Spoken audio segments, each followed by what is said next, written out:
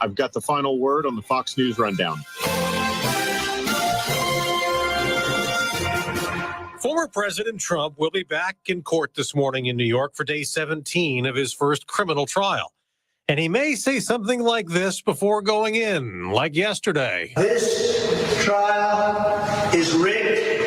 It's dishonest. It's a disgrace to New York. It's a disgrace to the country. I should be out campaigning now instead of sitting in a very cold courthouse. The former president calls this case election interference, which he doesn't think is working, touting a New York Times Siena poll of 6 key battleground states. Leading in Wisconsin, Pennsylvania, Arizona, Michigan, Georgia, and Nevada. Nevada, we are leading actually by 12 points. The Trump lead in Georgia is 10 points. It's a 7-point edge in Arizona and Michigan. But as for Wisconsin, which she also mentioned, the poll actually has President Biden up by 2 points there. The polling data has been wrong all along. The president told CNN's Aaron Burnett last Wednesday that we have the strongest economy in the world. No president's had the run we've had in terms of creating jobs and bringing down inflation. It was 9% when I came to office.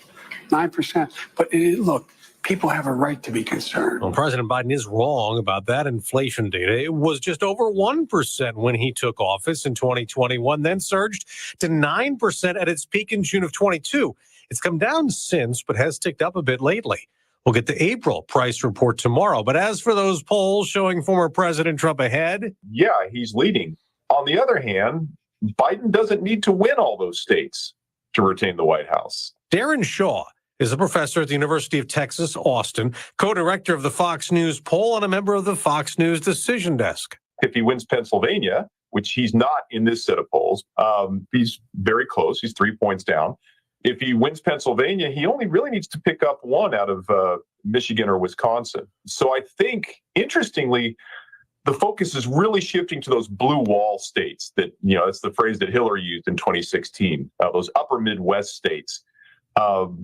Now, that means you're conceding Nevada and Arizona and Georgia and North Carolina. And of course, Democrats don't want to talk about conceding those states. But if you concede what the reality of the polls are showing right now, those upper Midwest states are going to be decisive. And there the contest is really, really tight. So small edge to Trump. But man, I tell you, if I'm at 39% approval rating as Joe Biden is, and I'm polling some of the numbers I am with African-American and Latino and younger voters, and I'm only down a couple points and I got a path, I'm actually surprised he's doing as well as he is, given some of the internals. So where is he when it comes to that minority vote? You mentioned black voters. Former President Trump seems to think that he's going to have a much better time this time around. Do you think that's true? We polled, Fox has been running, we do our national polls every month. We've been running the ballot question since last August. So one of the problems with minority voters, Latinos and African Americans, and with younger voters is in any given poll, you don't have a large enough sample size to say anything with any kind of reliability. Okay. But if you aggregate all those polls, so we've done 7 polls now since August, asking a ballot question. If you pull all of those together, assume things are kind of constant, what we're showing, and that gives us sample sizes of upwards of 800 African-American voters, 800 Latino voters, and about 1,000 voters under 30. So those are the key groups that we're talking about that Biden really has had problems with. We're showing Trump at about 20% with African-American voters and Biden at about 70%. For comparison purposes, Biden scored 90% with those voters in 2020. That's a big change. Now, look, we should obviously the caveat that the campaign is about mobilization, that there's some data suggesting that African-American voters in the past have kind of flirted with Republican candidates before coming home. All possibly true. But right now, if you tell me Biden's going to win African-American voters 70% to 25% or so, with the remainder splitting among third parties, I'm saying Biden can't win. With Latino voters, we've got Trump at about 44%. By comparison purposes, he was in the low 30s in 2020. And with younger voters, we're showing Trump at about 45%, and Biden scored 65% of those voters last time around. If former President Trump is having inroads in those groups of voters, why is his lead not bigger? Where is he weaker than President Biden this time around? That is such a great question, and I'll give you the short answer. And the short answer is that Biden has improved his standing amongst white voters. He's improved it with seniors, not by a lot, but by a few percentage points. So that's helped him considerably. And they vote, right? I mean, that's a block of voters who they go to the polls. They don't miss as much as younger voters, for instance. Exactly. And he's doing a little better with, the classic swing group, suburban women. But he's made up just enough to keep him competitive. And there is, as you hinted at, I look at the internals and I'm like, how is this guy even close? So there's something else, though, that President Biden is dealing with. And Mark Penn, who you probably know, he was a Clinton advisor. He has his own poll, the Harris poll. He put out an op-ed the other day that said that President Biden is making mistakes, that he's doing things wrong, and he is focusing on the left wing of the Democratic Party, trying to get them on board. I know he's had a lot of negativity regarding his support of Israel, the pro-Palestinian movement on college campuses, and he said that Biden's like a scared candidate. Do you agree with what Mark Penn says? I'm reading Penn's critique is the Biden campaign is way overloaded on mobilization and activating their base and not paying enough attention to the persuasive aspects of the campaign. I think that's probably an accurate characterization right now. At least so far, the White House would say, no, look at all this outreach we're doing.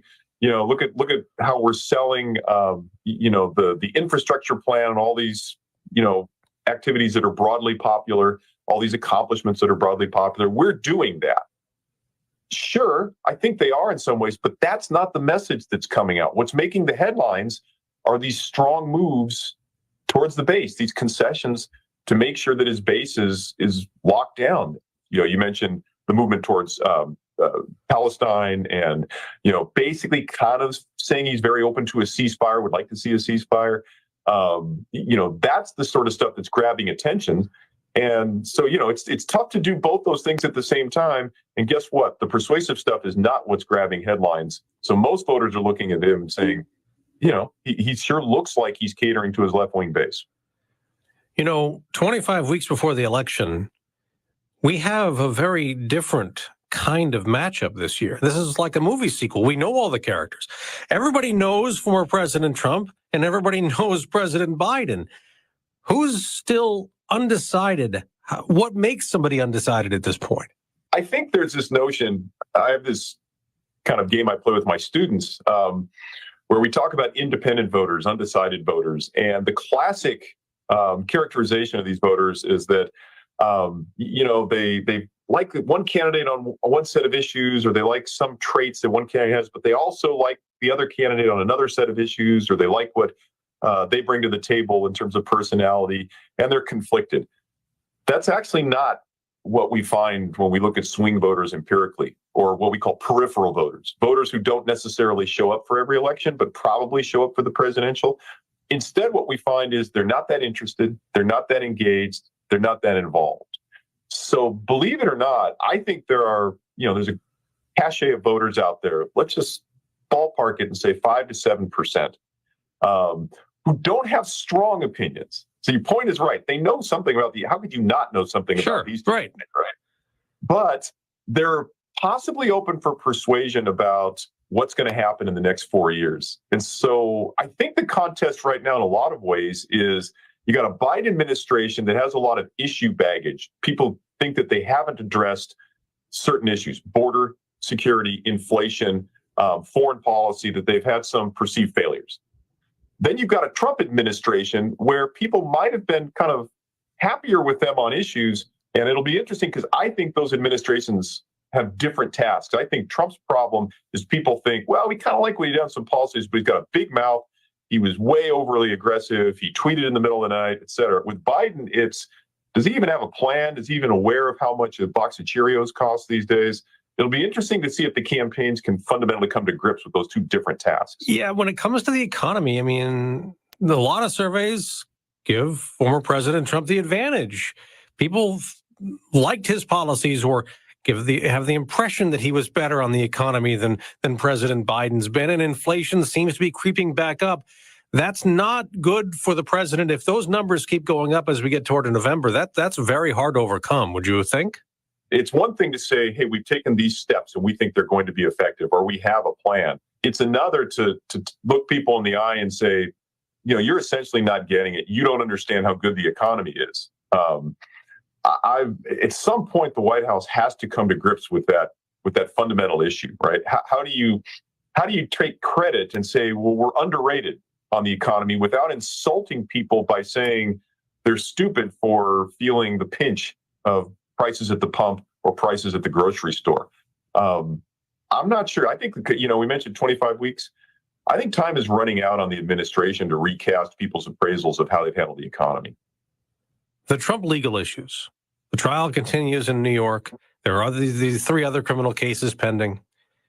We still don't know, and we won't until on Election Day, what effect all this has on former President Trump. So far, it seems like it's not hurting him. Yeah. This might go back to our point earlier about, is there anything about these guys that we don't know?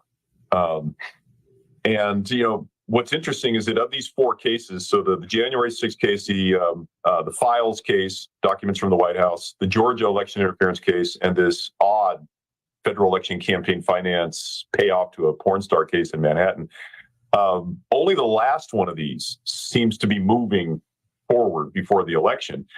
I think I'm not an attorney, but almost every attorney you talk to says it's the weakest of the 4 cases. It's a case that Trump has been able to cast as part of a lawfare, legal warfare against him. And you think successfully so far? I think amongst Republicans. So again, if we keep those 2 kind of activities of a campaign in mind, mobilization and persuasion, I think he's used it effectively to mobilize his base, that he's persecuted and, hey, they can come for you. Now, I'm the only one standing between you and this, aggressive administrative legal state.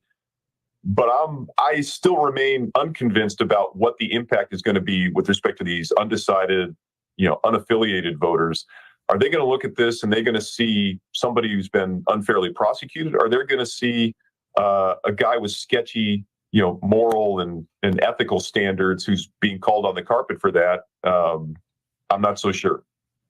Darren Shaw, co-director of the Fox News poll, member of the Fox News Decision Desk, professor at the University of Texas, Austin. Thanks so much for joining us. It's always a pleasure. Thank you. This is News Talk STL at 1019, 94.1 and newstalkstl.com.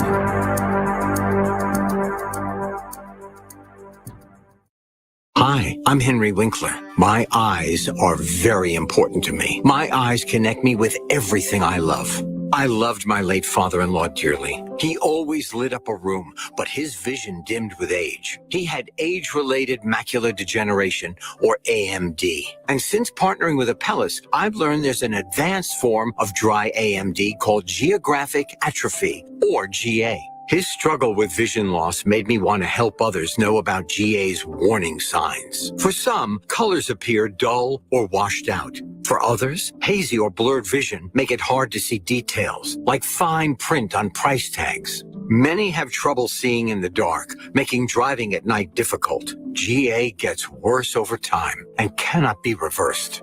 If you think you have GA, don't wait. Treatments are available. Ask a retina specialist about FDA-approved treatments for GA and go to GAWon'tWait.com.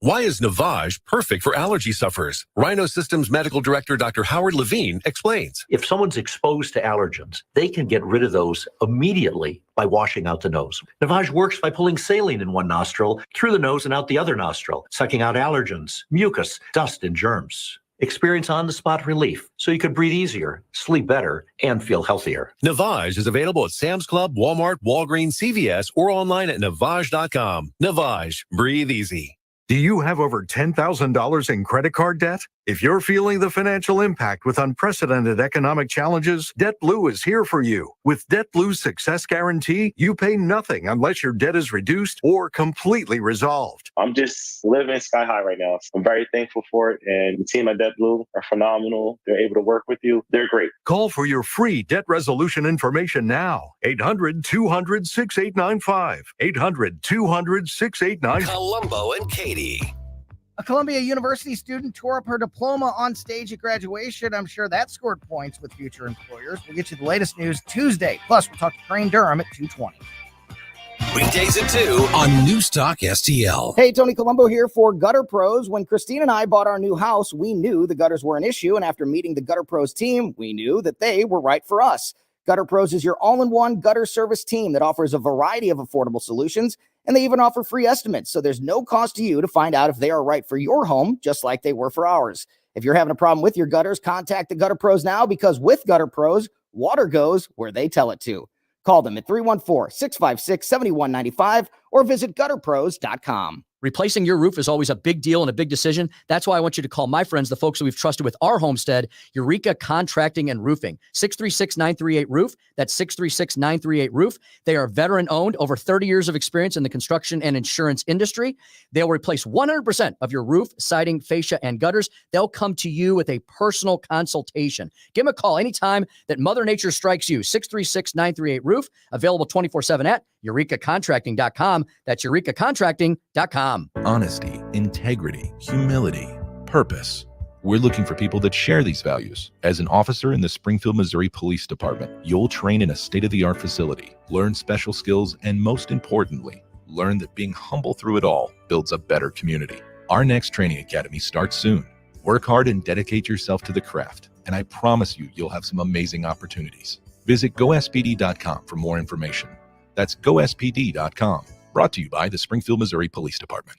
Let me tell you what will improve the security, the beauty, the energy efficiency of your home. Durable windows from Window World. Mike Ferguson here, encouraging you to call them today, 314-993-1800. Window World uses a double-strength glass that has a lifetime warranty. In fact, that warranty covers all parts, glass breakage, and labor.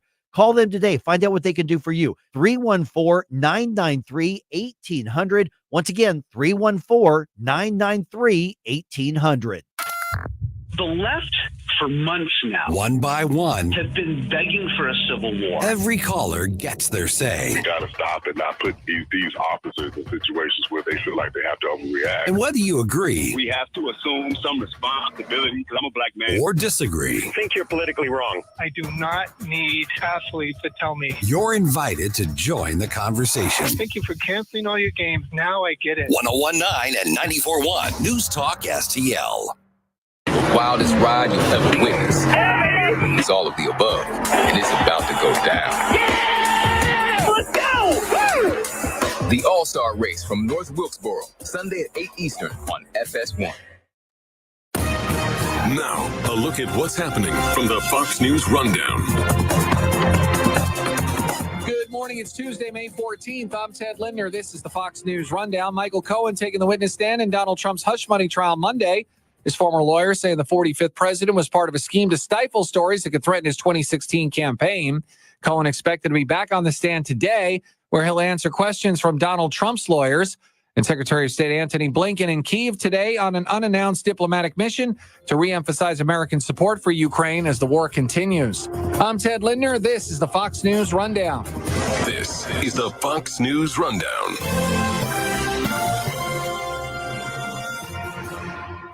Is News Talk STL at 101.9, 94.1, and newstalkstl.com. On the next, Larry Connors, USA. Michael Cohen testifies at the Trump hush trial, claiming, yes, I was a fixer. But how does that actually affect Trump? Larry Connors, USA. Now, weeknights 6 until 8 on News Talk STL. Connor Roofing. You can count on Connor. Congratulations to the awesome team at Connor Roofing for earning the 2024 National Best of the Best Award for Customer Satisfaction. Connor Roofing has now won back-to-back honors because they do outstanding work in all types of roofing, storm damage restoration, siding, gutters, both residential and commercial. We chose Connor Roofing without telling the owners, Rob and Kathy Connor. Their customer reviews are some of the best in the country. Please read them. Visit ConnorRoofing.com and request an estimate. Connor Roofing, you can count on Connor.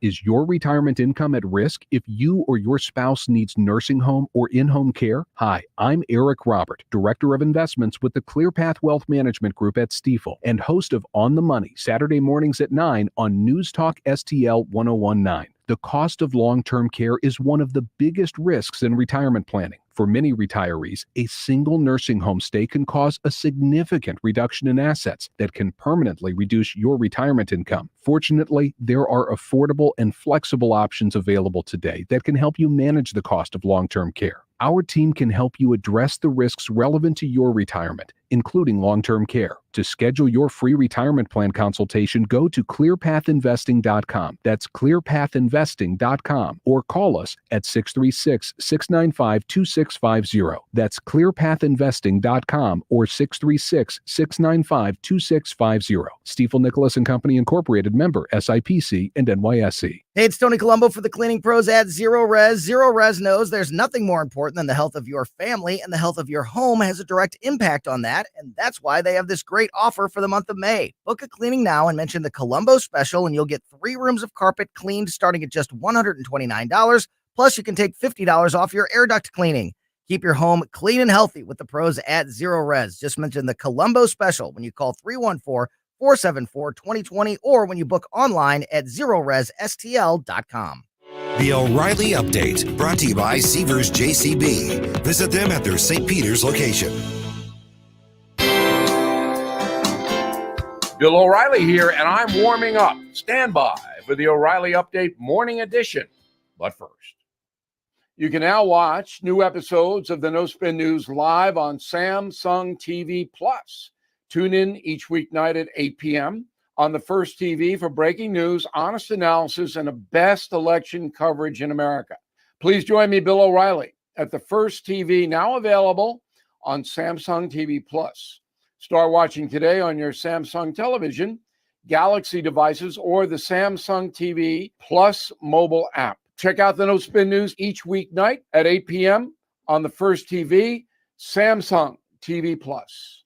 On this Tuesday, the New Jersey State Police report nearly 100,000 human beings showed up for a Trump rally in the aptly named Wildwood town on Saturday.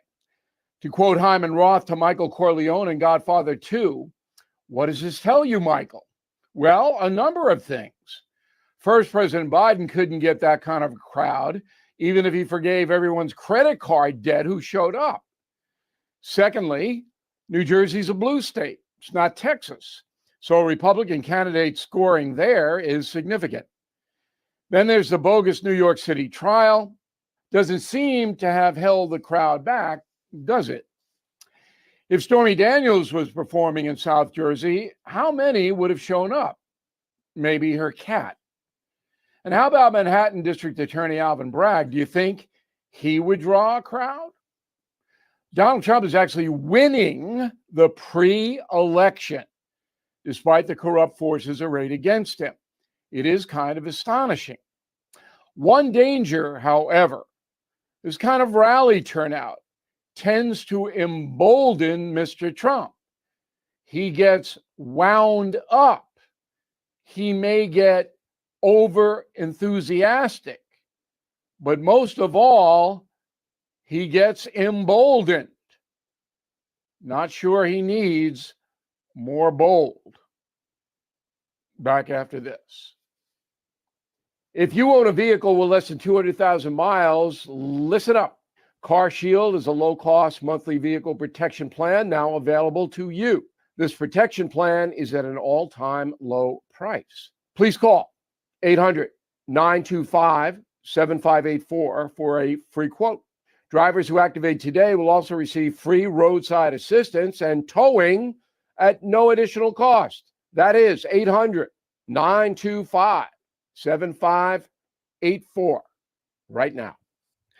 That is the Morning O'Reilly Update. More analysis later on. From the Michaels Flooring Outlet Weather Center. More on and off showers and thunderstorms today as a slow-moving area of low pressure passes overhead. So bottom line, have the rain gear ready once again. But much like yesterday, this won't be an all-day rain. There's going to be some breaks in the action. But mostly cloudy to overcast skies will hold highs in the low to mid-70s. We're cloudy tonight. The rain finally moves out. Watch for some fog towards daybreak, down to 58 for the low.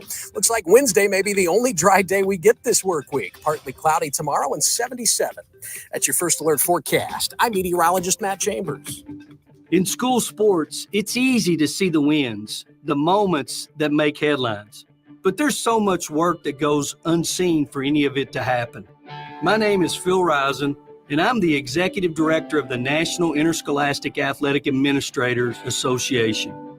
Throughout the country, athletic administrators dedicate countless hours to making life-changing opportunities possible for student athletes through sports. Their sacrifice is fueled by the belief that every student can grow and deserves their time to shine. On behalf of the NIAAA, we want to thank every athletic administrator for your tireless dedication to providing 7.8 million students across the country a path to a better future. This message presented by the NIAAA, the National Interscholastic Athletic Administrators Association. So many ways to listen to News Talk STL. Come join the conversation. Enable our Alexa skill. Hey, Alexa, play News Talk STL. Welcome to News Talk STL, conservative talk radio for St. Louis. Always streaming at newstalkstl.com or on your radio at 1019, 94.1, and 99.1 HD3. News Talk STL. News, analysis, and opinion. Welcome home. Watch us on our live stream using Rumble, Facebook, and Twitter. Get up, St. Louis. It's Mike Ferguson in the morning. We knew the stupidity was going to happen to some degree at Wash U's commencement. And yesterday we didn't really know what it was going to be, but now we do. So the pro-terrorism, the pro-Hamas, they would rather be called pro-Palestinian, but I don't care what they want. They decided to make a ruckus outside of Wash U's commencement, just showing the world what complete morons they actually are. Fuller update comes your way here in just a little bit on the morning news dump. Hey, good morning. Otherwise, Mike Ferguson here. Thanks for making News Talk STL part of your day. Of course, now we're down in political stuff to the last week of the legislative session on the Missouri side of the News Talk STL listening area. And of course, a lot of tension, a lot of dynamics that are just infuriating to conservatives and people who are into the free markets and, you know, just generally the people on the right. And where do we go from here? Where there was a lot of flurry of activity on Monday, which once again, I'm going to update you on here in the news dump in a little bit. But the bigger question is, where do we go from here? And why is it so important we get the big things done? Here's what State Senator Andrew Koenig had to tell us on Monday's show. The budget, agreed to, sent over to the governor. So we'll see what he does with that, whether he does any line items or anything like that. But that part got done. Now you've got a number of bills that the clock is really ticking. The frustrating thing, Andrew, to me is that 6 months ago, we all said this is exactly where we were going to be at the end of May or at the middle part of May. And here we are.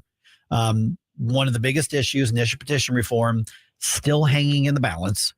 We don't know if this is going to be held up, frankly, by some key Republicans.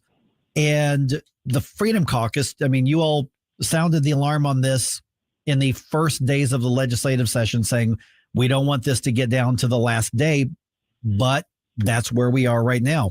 What's the status and what's your gut tell you about that? Let's start with initial petition reform. Yeah, first, obviously, the initiative petition reform is one of the most important things we can do. Why? Because they want to put a right to abortion in the Constitution. They want to do ranked choice voting. They want to do all these liberal things because they can't get it through the legislature. So we got to protect our Constitution. Right now, it's a simple majority in order to change the Constitution.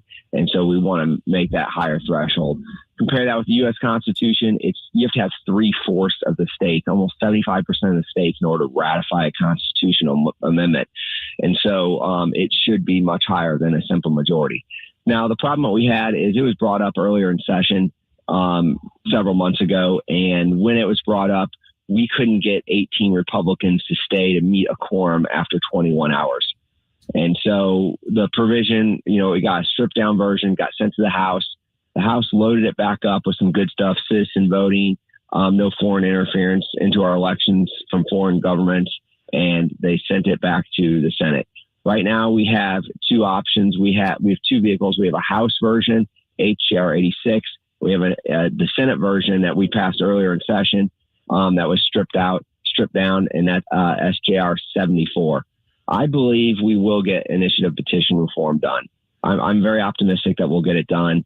We are not going to do anything else this session unless we get it done. So either we bring it up, we have the PQ votes, and we get it passed, or we bring it up, wait the Democrats out and get it passed, or session ends. Those are the only options. Okay, real quick, let me jump in there. I mean, we wait the Democrats out, but the Democrats really aren't the holdup on this. I mean, isn't it some of the Republican leadership still? Yeah. So, I think the most problematic part of leadership would be Patterson in the House, and then Caleb Browden in the Senate. Right now it's on the Senate floor. So the floor leader holds all the cards, Cindy O'Laughlin. The president pro tem right now can't do anything about that. Morning, Andrew. Gabe Pfeiffer here. So a lot of voters are feeling kind of powerless in this regard. We sent Republicans into a supermajority. We said, okay, get Republican things done, and we're still kind of sitting here waiting with the bag, and we're feeling as though there's nothing we can do. Is there something that a Republican voter can do right now to help move this along? I mean, obviously they can make calls to their senator or their, or Senate leadership off the offices. But like I said, it all comes down to whether or not we have 18 Republicans to shut down a filibuster, or whether or not the Democrats will ultimately sit down before the end of session. See, and here's what's frustrating on this is that the Democrats are generally irrelevant if the Republicans want them to be, because voters have sent so many Republicans. But when there is a time deadline, any one Democratic senator can run out the clock because the leadership has allowed this to drag on until the last week.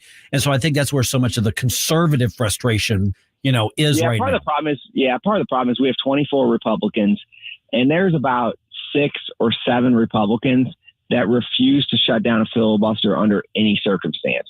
So it doesn't matter what the issue is.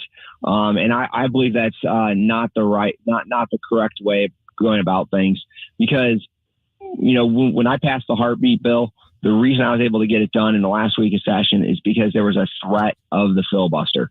A threat of shutting down a filibuster. You get 18 signatures. The Democrats don't want a previous question motion moved on them. And so they're much more willing to basically sit down when that threat exists.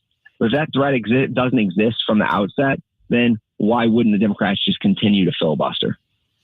Okay, and then we've got a question from somebody in the audience here in just a second. But obviously, initial petition reform, the urgency is because of, like you said, that pro-abortion constitutional amendment that probably has enough signatures to get on the ballot. But what other loose ends, important loose ends, need to be tied up this week by the end of the session that are still out there? I mean, the attention is going to be on IP reform, but there's still other things that need to be done.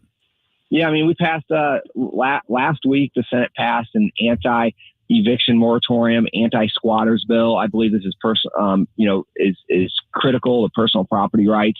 So the Senate passed that. That's over in the House. I have an income tax cap to be put in the Constitution right now. The Senate has already passed that. That is in the House. There's several provisions that the House is kind of sitting on, and the House can move as quickly as they want because there is no filibuster in the House. So it's not uncommon for them to wait for the last couple of days and try to do on things that they control. Hey, good morning, Andrew. Stal Ponticus here. You're running for treasurer in the state of Missouri, so we've got a question for you from a listener who mentions that according to your website, which I believe is electandrewkoenig.com. Is that right? Yes. Mm-hmm. Okay, good. Your vision includes eliminating waste, fraud, and abuse in state government. So the question is there some way to defund or curb the spending on DESE? Yeah, so I mean, obviously that has to be done through the legislature. So last week, 2 weeks ago, the Freedom Caucus did a 42-hour filibuster, of which I participated in. I'm part of, and I would say for about every hour that we filibustered, we saved the state $50 million. Because what happened is the House wanted a smaller budget. They wanted to cut things, including some things in DESE. And what ended up happening is because this is getting a little bit deep in the weeds, but they had to pre-conference, and the Senate did not want to go into special session over the budget. So they took the House position, and over $2 billion was cut from the budget because of our filibuster, the Freedom Caucus filibuster. Andrew, if you had to grade this session, what? Now, maybe on a curve, we might give you a little grace here. What would you grade this last session? I mean, I think it completely depends on whether or not we get IP done. If we get IP done, I'm going to say it's an A. If we don't get IP done, I'm going to give it like a D. So it's all pending on whether or not we get IP done. Republicans for years and years have been saying that we're going to get IP done. But now, we have to get it done because we're going to have an abortion, a right to an abortion in the Constitution if we don't get it done. So we're cramming for a make or break final right now. Yeah. Yep. Yeah, I mean, and this is one, the abortion issue, as I mentioned earlier, Andrew, that it spotlights the importance of the initiative petition reform. But that's not the only issue. That's not why we need initiative petition reform. We've got to safeguard the Constitution because to some degree, both sides, but really the left has figured out for about, $2.5 to $3 million, you can buy yourself a constitutional amendment with a well-run campaign of professional petition gatherers. And we can't have our state at that position to where, hey, one side gets wealthy, we're just going to buy it for our special interest and other side can just wait their turn. That's just not the way you have a Constitution. But I also want to point out that the constitutional initiative petition reform would not change referendums on statutes. It's only dealing with the state constitution. Yeah, that's right. The initiative petition for statutes would still exist. Actually, it would exist for the constitutional change too. We're just raising that threshold to a concurrent majority. Right. So you have to have a majority of congressional districts in order to change the Constitution. So that way you have that geographical majority. Yeah. And so when you go back this week here, what is the status of IP reform as far as I know that it could be called by what? One of the leadership and Mary Elizabeth Coleman, they could call it and put it up for a vote at any time. But is there anything on the calendar right now, or is it a bunch of horse trading behind the scenes? Yeah. So I believe when we go into session, SJR 74 will get brought up. So right away. So that'll be the first thing we do. And like I said, we're not going to allow anything else to be done this session until IP is done. Okay. Yeah, that's I think what a lot of conservatives really, really want to hear. And it's the only thing that maybe rivals the frustration that we're talking about right now is how many people are probably going to go out on the campaign trail, say, well, I tried, I really supported it, but in the reality didn't do enough to move it forward. One thing that was very frustrating is the Democrats have only filibustered 20 hours on initiative petition reform, the number one Republican issue. And then when it came for us trying to bring up initiative petition before the budget or trying to cut the budget, the conservatives had to filibuster for 42 hours, the longest filibuster in the history of the state of Missouri. So that's definitely a little bit frustrating. We need to get back to forcing the Democrats to filibuster and forcing the Republican priorities through. All right. And once again, let's put out the website information. We've already tagged you on our social media, by the way, but people want to be in touch because there's going to be a lot of people watching this very, very, very closely. So if they want to keep an eye on your work on it, what's the best way to do it? On Twitter at Koenig for Mo. And then obviously I have my website, electandkoenig.com. You can also find me on Facebook. Okay, the news update's coming your way here in the morning news dump in about 2 minutes and 26 seconds right here on 101.9 and 94.1 News Talk STL.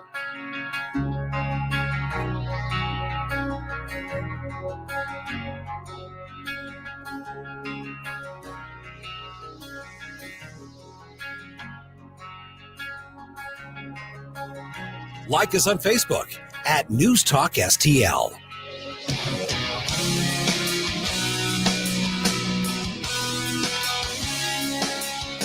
Get up. It's Mike Ferguson in the morning.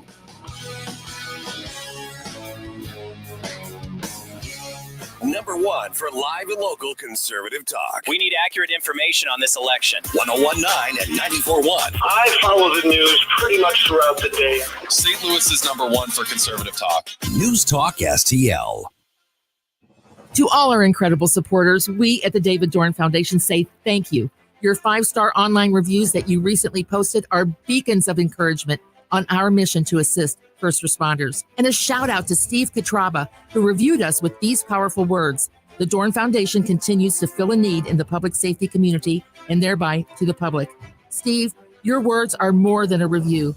They show the impact we're making for first responders. To read more strong reviews, Google the Dorn Foundation now. Looking for a cruise vacation? Cruise.com is offering its exclusive sale of the year to all listeners to this station. Every major cruise line, including Royal Caribbean, Carnival, Princess, MSC, and more, are on sale now. Call 1-800-507-9264 and book one of these deals while supplies last. Cruises start from as low as $39 per person per day. There isn't a better vacation value to places like Alaska, Europe, the Caribbean, South America, and more. Call one of the largest cruise specialists in the world at 1-800-507-9264. We'll find you a vacation that includes drinks, Wi-Fi, excursions, and more. Call 1-800-507-9264. That's 1-800-507-9264. Space is limited. Don't miss your opportunity to book the best deal of the year. That's 1-800-507-9264. Sponsored by Cruise.com.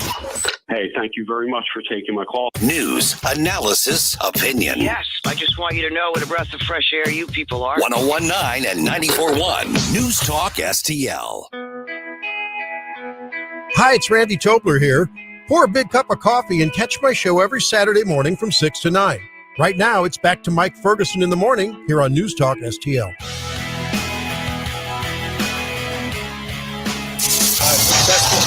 Wake up, America. It all worked out. They got all the news. The morning news dump. All right, here's where we are in Jeff City. The Republican establishment did their best to set IP reform up for failure, and now they've handed off the job to the Democrats in Jeff City. Oh, wonderful. Yeah. Pretty much exactly what we thought they would do. The tactic is very clear right now.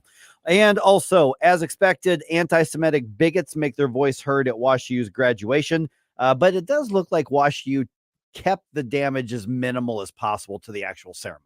Seemed as though they handled it pretty well. As well as you could, yeah, to give credit. And I'm a big critic of WashU, but I'll give credit where credit's due. I just call balls and strikes. I think they did as well as they possibly could.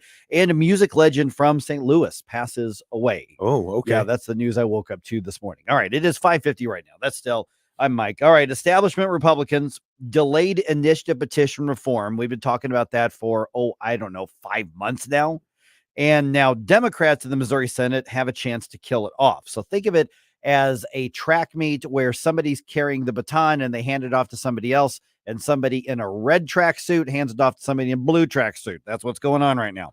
Now that we're in the final week of the legislative session, anything not passed by the deadline on Friday is going to have to wait until next year. So Democrats started to filibuster on the IP reform bill. So that's been going on about 15 or 16 hours right now. They're working in 3-hour shifts. They don't have that many of them, but if they work in 3-hour shifts and just read books or whatever, they're going to do there, then they're going to try to stretch this to the point where they're hoping Republicans will just give up. Oh my God, they're filibustering and we're not going to get anything done this year. Yeah, exactly. Sadly true. Yeah, that may be true this week. Yeah, exactly. All right. There wasn't much disruption inside the WashU commencement ceremony on Monday, despite some loud pro-Hamas protesters outside of the venue. Graduation ceremony happened at the Francis Olympic Field. Protest led by intellectual giants Resist WashU and the St. Louis Palestinian Solidarity Committee chanted and held signs and annoyed the decent people who attended the commencement. The bad people who attended the commencement probably cheered them on. But the protesters were kept outside of the field itself. We'll go into a little more detail on that still ahead here.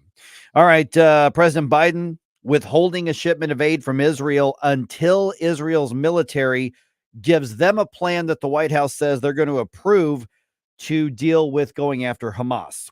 So Prime Minister Benjamin Netanyahu, he says the Israeli Defense Forces are going to go ahead with the invasion of Rafah in southern Gaza, regardless of American support or lack of, because Benjamin Netanyahu is more of a leader than Joe Biden. On Fox Business's Mornings with Maria, Senator Rick Scott, Republican out of Florida, says we are leaving Israel vulnerable. What would you do? I mean, they're killing your fellow citizens, and they're telling, and Blinken and Biden want Israel to get out of Gaza. I mean, who's going to go in? Egypt's not going to help. Who's going to help? Is the United States going to go in and do anything? And so, I mean, this makes no sense. Okay, so President Biden now upping the ante with the implication. So there's an implication of a possible threat, then there's the threat, then there's the withholding.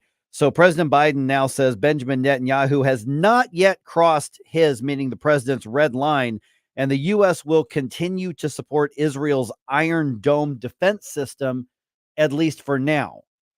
So Joe Biden has actually implied that there is some line Israel could cross where we would stop supporting or selling them parts and missiles for their 100% defensive Iron Dome. The idea that the Iron Dome is even in the conversation should show you how close we are as a nation to turning our back entirely on the state of Israel. That type of rhetoric is very irritating. Oh, it's infuriating. Yeah. Absolutely it is. It's so angry. So angry. All right. Speaking of President Biden, Congressman Corey Mills, he's a Republican out of Florida. He is filing articles of impeachment against Joe Biden. He says he's got multiple grounds, including the ongoing illegal immigration influx at the southern border and the current aforementioned stance on the Israel-Hamas war. He was on Fox Business's Mornings with Maria. There is a plethora of impeachable offenses. We could have looked at the failure and the violation of the Take Care Clause to enforce federal laws on the border. We could have done the separation of power abuse, where he is still trying to utilize money to buy votes for the college bailout. Okay, now this is separate from the ongoing impeachment inquiry into President Biden that began in last September. So Republican leaders acknowledging that they don't have enough from that to put up articles of impeachment that they think are going to stick in the Senate. I've got news for you. None of it's going to stick in the Senate. And the articles actually filed by Representative Mills probably not going to go anywhere, even if there's truth in them, because you know what? This is an election year, and that's just not going to happen. All right.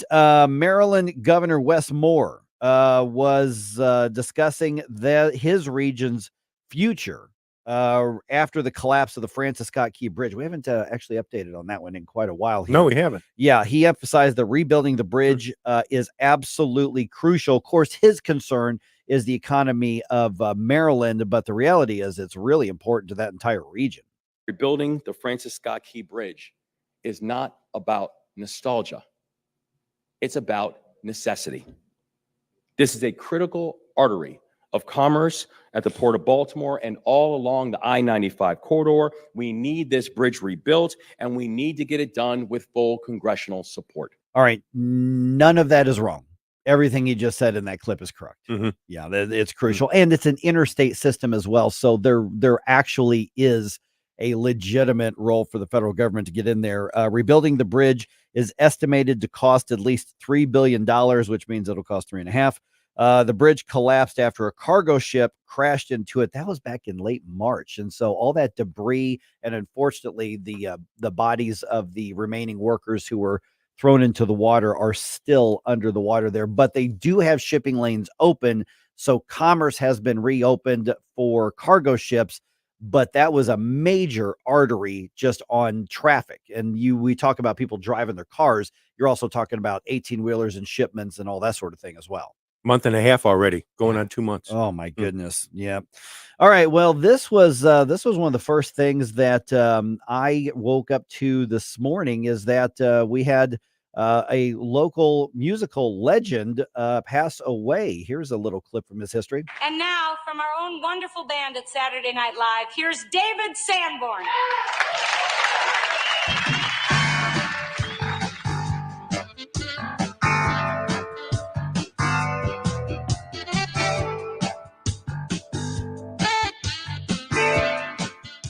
All right, Nick Kirkwood native David Sanborn, legend of jazz and pop and even some rock saxophone, died at the age of 78. He'd been battling cancer. Sanborn released 25 albums, played in the Saturday Night Live band, the Letterman Show's band, with many musicians, including David Bowie, Bruce Springsteen, and Albert King. He was a 6-time Grammy winner. Great saxophone player. Yep, the Cardinals came alive in the 7th inning, coming back from a 4-run deficit, scoring 8 runs in that inning. That was part of a 10-5 win against the Angels last night in California. When it's important to you, I have it on all day at work. it's on News Talk STL. What is your message to Iran in this moment? The world's leading terror sponsor launching its first direct military assault against Israel. The administration has lost their capability to deter Iran. News, analysis, opinion. Trump faces 34 felony counts of falsifying business records. Number 1 for live and local conservative talk. Election interference, everybody knows it. 101.9 and 94.1. News Talk STL. Hey, it's Columbo for Capriotti's Sandwich Shop. Capriotti's is famous for setting themselves apart due to their dedication to superior quality and ingredients like slow-roasted, hand-pulled whole turkey and American Wagyu straight from Snake River Farms. That dedication to superior quality is evident from the very first bite into a Capriotti sandwich. Visit Capriotti's Sandwich Shop 7 days a week at the corner of Manchester and McKnight in Rock Hill, and get more info, including how to impress at your next event with their great catering at capriottis.com. Seavers JCB has amazing deals on JCB mini excavators ranging from 2 tons to 10 tons. It's your choice to take 5 on one of these great offers. 0% financing for 5 years or up to $5,500 cash rebate and a 5-year warranty. See terms and conditions for details, but don't wait too long. These offers are for a limited time at Seavers JCB, and check out their full line of industry-leading JCB equipment. Check them out online at seaversjcb.com. The Vic Porcelli Show. Ken's sporting a really cool Trump 24 hat that our friend Grant sent us. Yeah, thanks a lot, Grant. I'm actually wearing mine. What's that supposed to mean? Because you're not. Because we took them both home. I did not. He said, you can't have, I'm having both. And then he wore it. That's why. I'm not. Vic didn't want to mess up his hair. Hey, at least I got hair. You want to go? Oh, okay. So you want to go? Discriminating against follically challenged individuals. I'm harassed. You're a harassed. Vic Porcelli, weekday mornings at 9 on News Talk STL. KLGY HD3 Clayton, K270BW Belfast, KNBS Bowling Green. This is News Talk STL at 101.9, 94.1, and always streaming at newstalkstl.com. News this hour from townhall.com. I'm Rich Thomason. It is not genocide. That's what Biden National Security Advisor Jake Sullivan says about Israel's anti-Hamas offensive in Gaza. Sullivan quickly adds the administration is urging Israel not to launch a ground operation in Rafah, southern Gaza. We have a painful experience in counterinsurgency campaigns fighting terrorists in urban environments and populated areas. And we know that it is not as simple as executing a military operation and calling it a day. Secretary of State Blinken making an unannounced visit to Ukraine today. Blinken says American military aid will make a real difference on the battlefield. And Russia's President Putin will visit China this week. That according to the Chinese Foreign Ministry. Former President Trump's ex-lawyer Michael Cohen returns to the stand today at Mr. Trump's New York trial. And while the trial is keeping him off the campaign trail, it certainly doesn't seem to be hurting Mr. Trump's poll numbers. A lot of folks say if the former president can't come to them, they will go to him. Out-of-town visitors Joe Adams and Ruth Tabrock say they began lining up 6:30 Sunday night to successfully snag a seat in the courtroom. I'm exhausted, but loved every minute of it. I've never gotten in a line for this long for a concert. There was a camaraderie in the line. People very kind, even from both sides of the aisle. And they figured out creative ways to take bathroom breaks. Besides night court, there was a late night bar around the corner. At Criminal Court in Manhattan, I'm Julie Walker. 6 University of Wyoming sorority members have filed suit challenging the admission of a transgender woman to their local chapter. Watching Wall Street, the Dow futures up 25 points, NASDAQ futures 1 point higher. More on these stories at townhall.com. Relief Factor, pain relief. It's natural pain relief that works, and pain relief that attacks the source of the pain.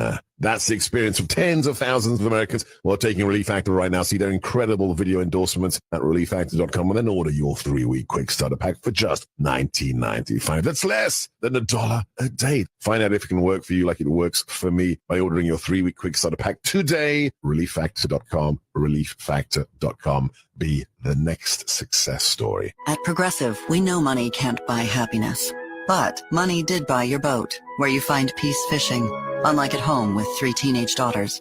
Because fish never argue about who stole whose crop top, or get mad the other fish used up all the hot water. No, they just swim around, never embarrassed to be seen with you in public. So save money by bundling your boat or RV insurance with home or auto from Progressive. And buy more happiness, or something close to it. Progressive Casualty Insurance Company affiliates and other insurance. From the Michaels Flooring Outlet Weather Center. More on and off showers and thunderstorms today as a slow-moving area of low pressure passes overhead. So bottom line, have the rain gear ready once again. But much like yesterday, this won't be an all-day rain. So there'll be some breaks in the action. But mostly cloudy to overcast skies will hold highs in the low to mid-70s. We're cloudy tonight. The rain finally moves out. Watch for some fog towards daybreak, down to 58 for the low. Looks like Wednesday may be the only dry day we get this work week. Partly cloudy tomorrow and 77. That's your first alert forecast. I'm meteorologist Matt Chambers. This hour of News Talk STL brought to you by Senior Memorial. Give Benjamin Schaefer a call at 314-866-8886 or visit memorialplans.com. Senior Memorial Heritage Protection.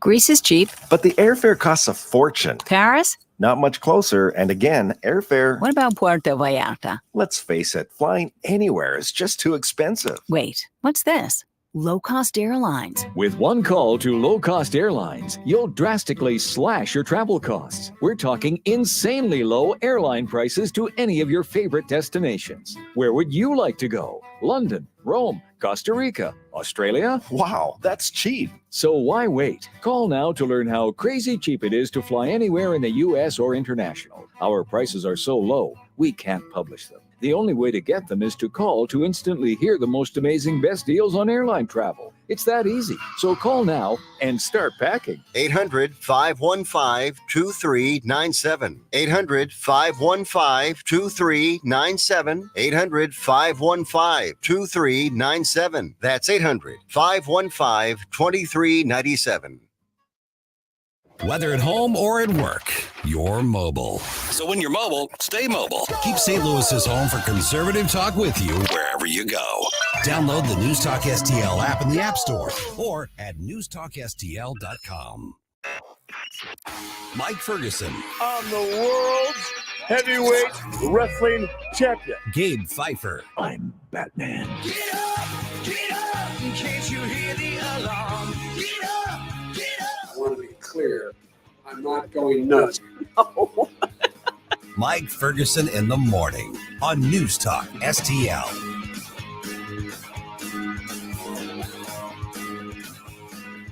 All right, some stupidity happened as protesters chanted and shouted at the event headlined by Stifler's mom. So you were right. We predicted this. We predicted that at Washington University that there was going to be some sort of disruption, big or small. And it was small. And it came out to be small. Okay. Yeah. So I think as much of a critic as I am of a lot of what WashU's does, they seem to have handled this as well as you can expect. Oh, good. So we'll get the details here in just a second. Small miracles, right? Yep. Also, the porn star had her say. Now it's Donald Trump's former guy who now testified against him's turn. We will discuss what happened yesterday in the courtroom at 6:20. I'm doing this under protest. The news cycle is making me do this. I don't want to do it. Yeah. I apologize in advance. You're right. But you got some thoughts on that. By the way, we are up and running on Rumble. No issues going on with Rumble. So things are back to normal, or at least as normal as they're going to be with us three. Right. True. Good point. Now, while you're looking at the Rumble feed, be sure to hit the thumbs up, the like button while you're doing so. That helps the algorithm push this stream out and recommend it to like-minded folks who have Rumble accounts out there, so they can join the conversation as well. Yeah, and also, like I said, 6:20, I'll go over what happened in the Trump trial yesterday with Cohen.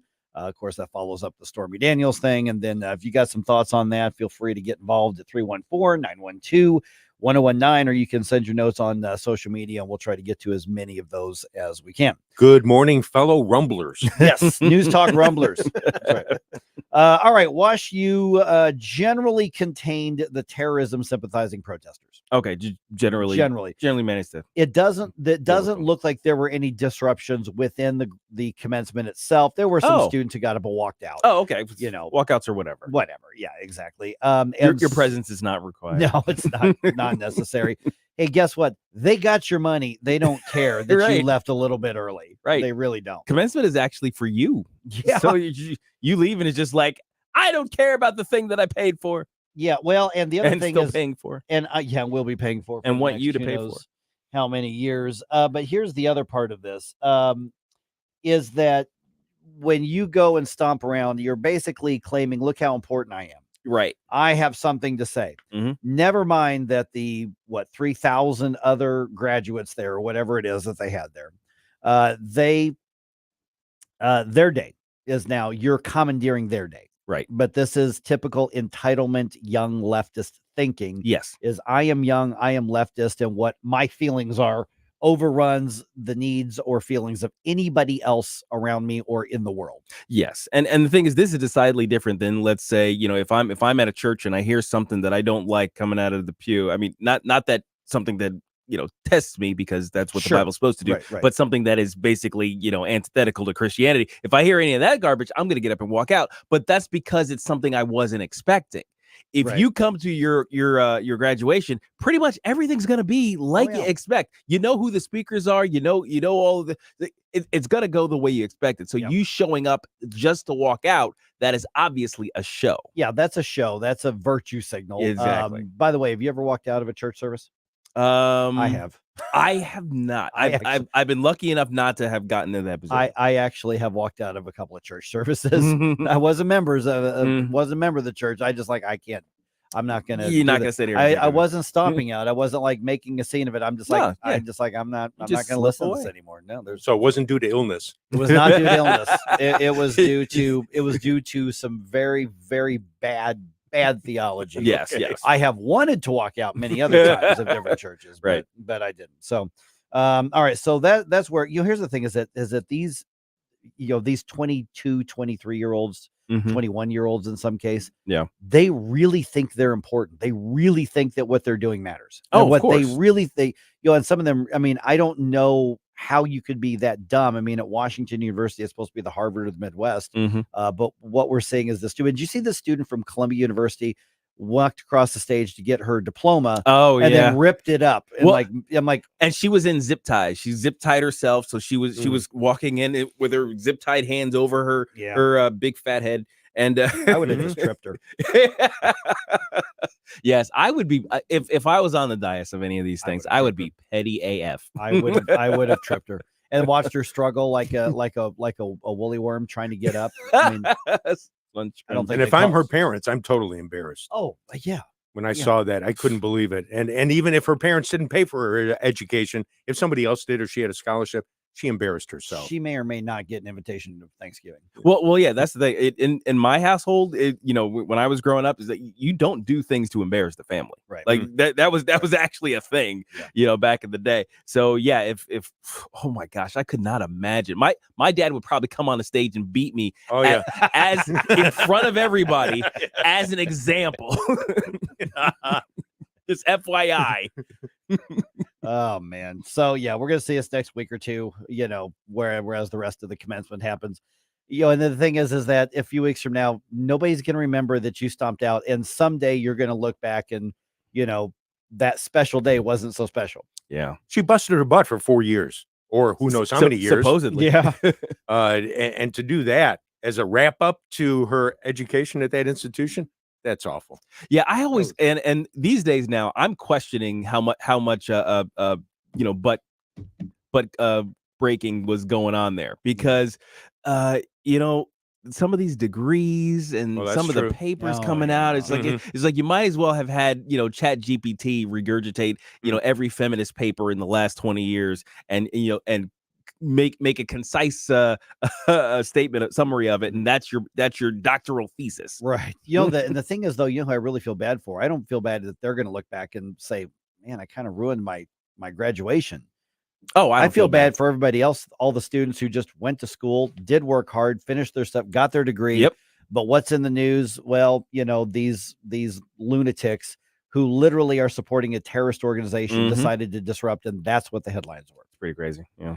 And your relatives are going to ask you, was that your school? Yep. Did I watch the video? Yep. Yeah, That's sadly. it. Now, there was a disruption at my graduation. I don't know if you guys told No, I told, haven't guys heard told you this, this no. story. My class, the Aero Astro So we're talking course, MIT. MIT, we're the Aero Astro department, the Department of Aeronautics and Astronautics. Course 16 for all the other MIT graduates out there. When we were called, when it was announced that was the major that was getting our degrees, we all threw paper airplanes. You rebels. Yeah, it was. And for given what you were getting your degrees in, those had better have been good airplanes. Oh, they flew far. I imagine. I'm pretty sure mine hit another kid in the face. Nice. I actually have never walked at a graduation. I didn't show up at my high school one, and I didn't show up at my college one. I had other stuff to do. Yeah, just like I'm working. I did. I was working the night of my high school one, and my parents had already moved to another city. I'm like, I'm not going back for that. So Yeah. I literally have never done I've graduated. Yeah, but I've never actually done the graduation thing. Wow, that's Yeah. interesting. Yeah, never have. Mhm. It just I was like, all right, real quick here. Everybody's got cicada, like Cicada on the brain, fever? the cicada fever on the brain. The bug apocalypse is upon us, right? Yeah. So the Missouri Botanical Garden is getting in on this whole situation. So in addition to like the educational aspect, you may think, well, what's the Botanical Garden doing this about bugs? Well, it turns out the cicadas, if you have a young, small tree, the cicadas could actually hurt that tree by like absorbing the nutrients for the tree. So this is like that once in whatever, 7, 8, 9, 10, 12, whatever years. I think there's 12 or a 13 and a 17-year cycle, something whatever it is, crazy like that. This is the perfect storm where it could actually hurt your small tree. There's too many. But pretty much other than that, for the small trees, the cicadas are harmless. Yeah, maybe annoying, but they're harmless. I mean, well, it's feast day for the bug eating birds. Oh yeah, this is like this is the greatest thing ever. It's like manna from heaven. Oh well, you say it's just for the birds. I've also heard some reports that say like raccoons. Oh yeah, that's right. Possums and even like dogs and these cicada things are really high in a lot of nutrients. Actually, matter of fact, on KMOV they did an interview at the Missouri Botanical Garden with Chris Hartley, who runs like the butterfly exhibit out there. So he does like the bug stuff. Yeah. And he actually says, hey, don't just save the cicadas for all the animals here. He says, oh boy, you can get in on this too. Check it out. I keep hearing this. Here's what he had to say. They can be sauteed, deep fried, baked. They can be put on pizza. They can be worked into ice cream. Hartley says the creepy crawlers are high in protein. And if you like seafood, you're in luck. They taste a surprising amount like shrimp, because shrimp and crabs and their relatives are also the insects' relatives. They're like cousins to each other. You're going to tell me they taste like shrimp? No, I'm sorry. I kind of don't think so. Well, shrimp aren't shrimp basically the cockroaches of the ocean? Kind of. They're water bugs. I mean, shrimp, lobster, crab. They are but the thing is, they are different. They are not like bugs. Bottom feeders. My dad used to call. You will eat the bugs and you will like it. Yeah, that's what they're trying to push on us right now. Yeah, Bill Gates. So this guy's like, oh no, you could try. I mean, I remember the last time there was the big cicada emergence, whatever, how many years ago that was. There was an ice cream place in Columbia, Missouri, that got national attention because they were collecting them and grinding them up, right? And they were serving Sprinkling cicada ice cream. Yeah, I remember that. Could not keep it in stock. There were chocolate covered cicadas at like a bodega in New York that was being highlighted years ago. Yeah, that's good. Now, by the way, though, in that report, did either of you guys get that sort of bubblegum shrimp reference? Yeah. He's like, you can sauteed cicadas, right. Chocolate cicadas, cicada ice cream, pizza cicadas. I'm looking at that story and I'm going, there will be somebody out there who says, why not? I'll try it. Oh, there's plenty of people who love that stuff. If you have a cicada recipe, share it with us. us. I'm curious. Give us a call or send it to us on social media. I'm not going to eat it, but I'll talk to you about it. Olive oil can take care of a lot of stuff. I don't know if it can fix cicadas. Deep fried cicadas. But I will say for the trees, if you have a young tree, there are some Barbecue arborists cicadas. I've heard over the last couple of days saying that you can buy a net to go around the tree to protect it from chocolate covered cicadas. Sorry, keep going. Cicada kebab. Cicada kebab. Because apparently they absorb the sap Mm. and they get in there and that's what they do. So unless it's a young tree, cicada gumbo. Unless it's a young tree, you probably don't have anything to worry about. Yeah. Other than walking through your yard and crunch, crunch, crunch, crunch, crunch. Oh, cicada dip. Yeah, cicada dip. Queso cicada. John Cicada. Wait, that's a different guy. That's different. John Cicada. Yeah. Watch out on Flashback Friday. Oh yeah, here we go. Look out. Oh man. Now that I just thought of that. Now it's in your head. Oh geez. Blues Nut, I think, speaks for a lot of people. He just says, I will pass on the bugs. Yes. Thank Absolutely. you, but no thank you. Yeah. I will eat the cows and I will eat the chickens. I Mhm. will eat the poultry. Yes. I will eat, All right. I guess I can't avoid this Trump trial stuff tomorrow. So let's talk about that. We'll get a response from the former president. Let's do it around 6:20. Got some thoughts on it? Let me know. Get involved. 314-912-1019. All at once depart, no destination, making cold my to fight your war. Stop it right now. Follow us on Rumble at News Talk STL. Rise to your indifference. Stop it right Get up, St. Louis. It's Mike Ferguson in the morning. away. You wanna do that now? Get up, can't you hear the alarm? Get up, To have a roof over your head, a nice roof over your head, is very important. That's Rick talking about his experience with Rhino Shield ceramic coating. We got Rhino Shield 18 years ago, and they were very cooperative on getting us the right paint. They were in and out and done in no time. Once it was finished, looked great. We were very happy with it. The main reason Rick called Rhino Shield is because it's backed by a 25-year transferable warranty. We've watched a lot of people get their house painted 3 or 4 times, and we haven't had to do any of it. I don't know about you guys, but I don't want to have to paint it every 5-7 years. Take a tip from Rick and put down the paintbrush and call Rhino Shield for your free evaluation. 877-25-RHINO. 877-25-RHINO. Or visit 877-25rhino.com. We got Rhino Shield 18 years ago. Financially makes sense, especially if it's going to last like this did. Still looks great. Call now. 877-25-RHINO or 877-25rhino.com. No pain, don't Rhino, go Rhino Shield. Never paint your house again. Rhino Shield. Looking to get a new carpet, hardwood, or tile installed quickly and efficiently in your home? Look no further than Michael's Flooring Outlet. Michael's Flooring Outlet is a family-owned and operated business with a 30-year history of offering a diverse array of high-quality options in flooring.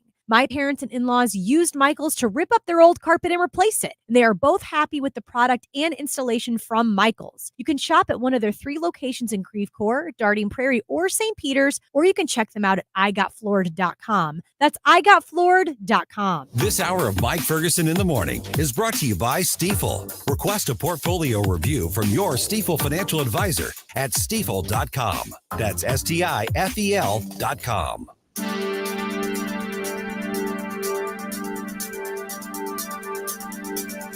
Danny Define with the Next Gen, airing every Sunday at 10 p.m. right here on News Talk STL. Now back to the show with Mike Ferguson in the morning.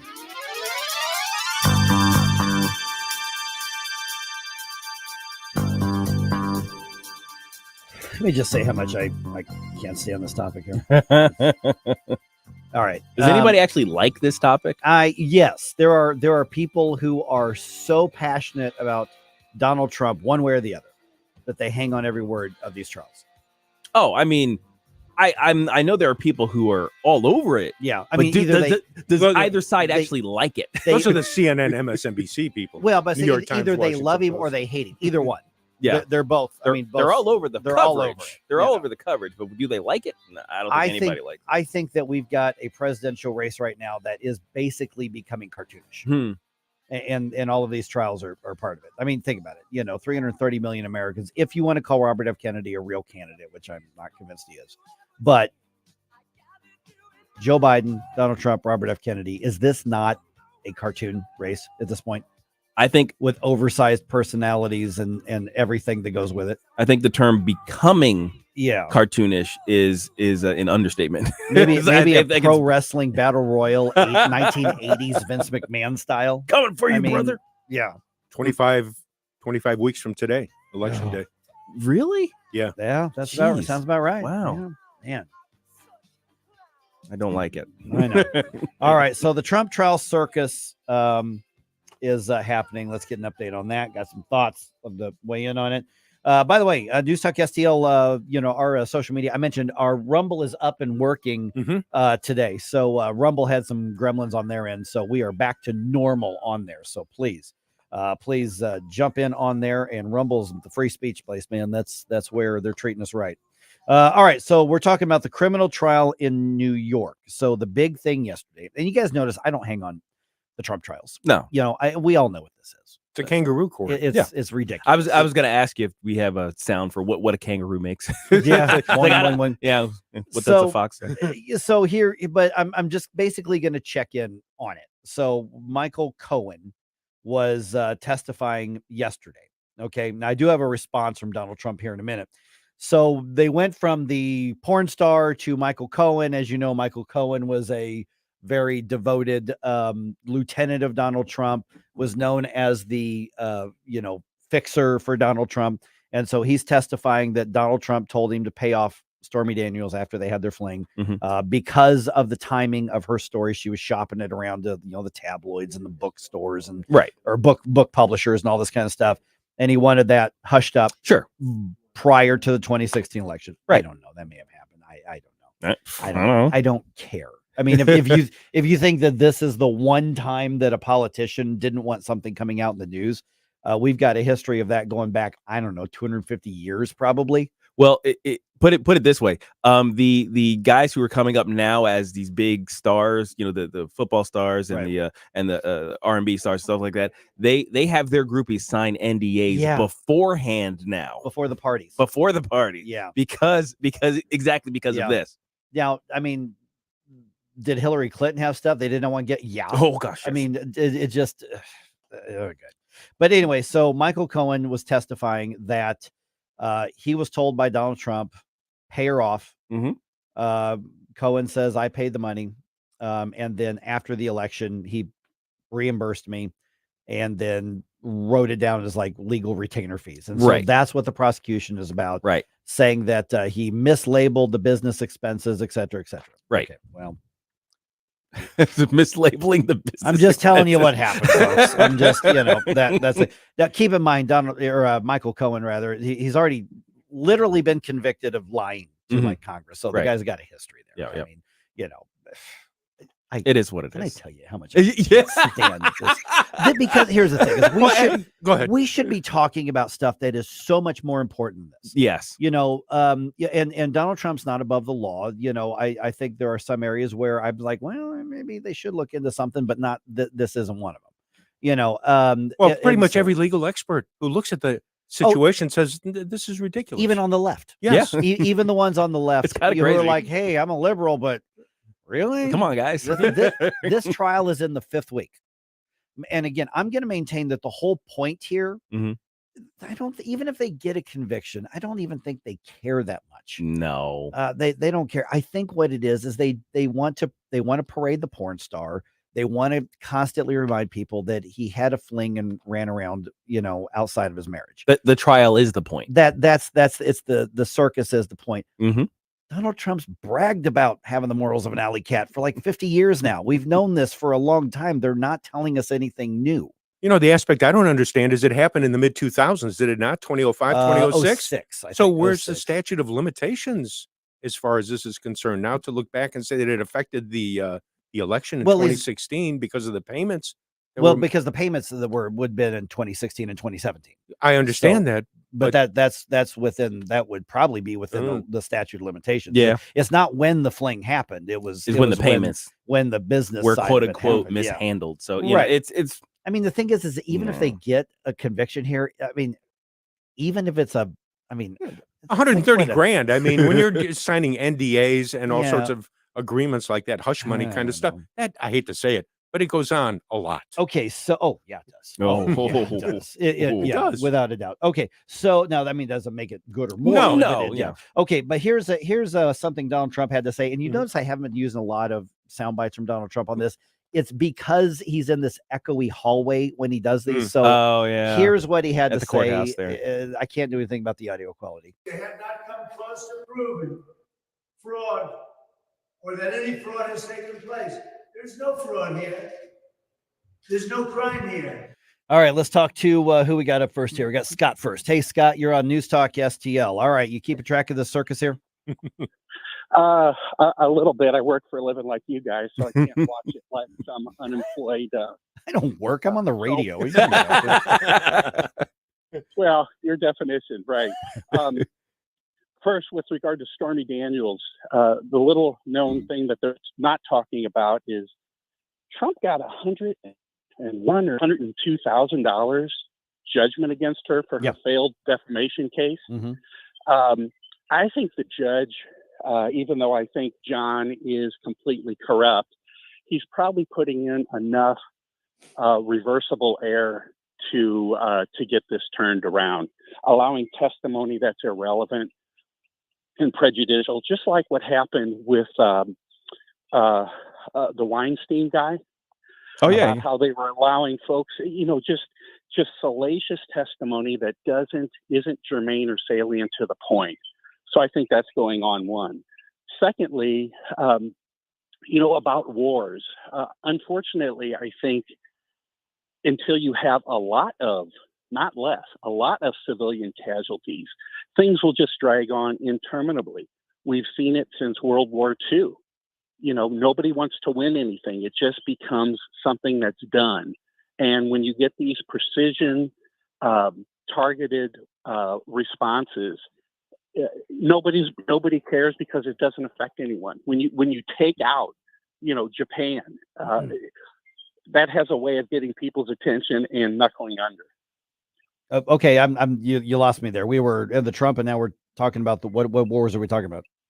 Anything. Oh, okay. Anything that's going on now since World War II. I mean, there's no incentive to win anything because people are worried about civilian casualties. Oh, yeah. My point is when there's not enough civilian casualties, which this is exactly what we get. Okay. Things that drag on 20, 30 years. Dare I say that's like Eisenhower reminding us it's a military-industrial complex, and it's just continual wars.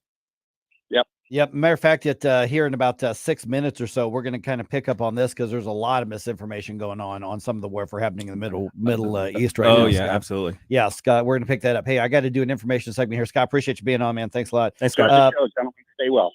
Thank you. And by the way, one of Donald Trump's lawyers, Will Scharf, of course, running for Attorney General in Missouri, he's going to be on this show tomorrow. Oh, okay. So we'll have an update. So he'll from comment Will a little bit on the details. We're going there. to talk about the ongoing state of the trial. It's his day off tomorrow, so he'll join us. No, it's not. He's on with us. We're putting him to work, man. I'm telling you.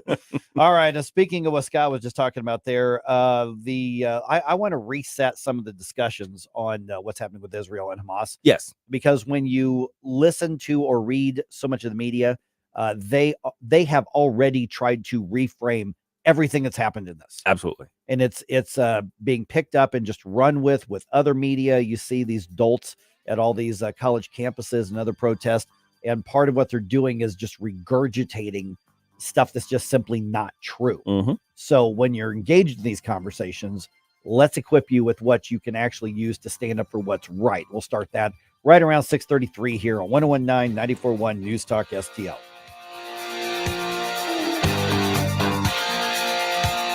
We give you news, analysis, opinion, and more.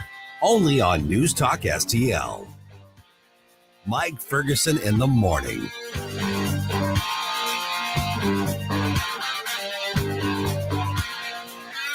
The Vic Porcelli Show. The clock is ticking on the legislative session in Jefferson City. What's the deal? Initiative, petition, all that stuff. Can't get closer to the action than State Senator Nick Schroer Tuesday at 9:05. Weekday mornings at 9 on News Talk STL. From the Michaels Flooring Outlet Weather Center. More auto and off showers and thunderstorms today as a slow-moving area of low pressure passes overhead. So bottom line, have the rain gear ready once again. But much like yesterday, this won't be an all-day rain. There's going to be some breaks in the action. But mostly cloudy to overcast skies will hold highs in the low to mid-70s. We're cloudy tonight. The rain finally moves out. Watch for some fog towards daybreak, down to 58 for the low. Looks like Wednesday may be the only dry day we get this work week. Partly cloudy tomorrow and 77. That's your First Alert forecast. I'm meteorologist Matt Chambers. 1949, the last time a Republican held the top post in St. Louis City. A gallon of milk was 84 cents, and streetcars ran down Grand Avenue. The city was booming. Unfortunately, St. Louis city streets are no longer the epicenter of family and business life. In the 80 years of Democrat control, our city has been on a steady decline. St. Louis City Republicans believe it is our duty to provide a different path forward. Learn more at stlouisrepublicans.com. Paid for by St. Louis City Republican Pat Curtis, Farber Treasurer. Mike Ferguson here. Retirement should be a time you can relax. No more stress from work. But there's one thing you can't forget about when retiring. That's your money. Do you have enough saved to fund your income for life and keep up with inflation? How will you claim your Social Security benefits? And what about long-term care?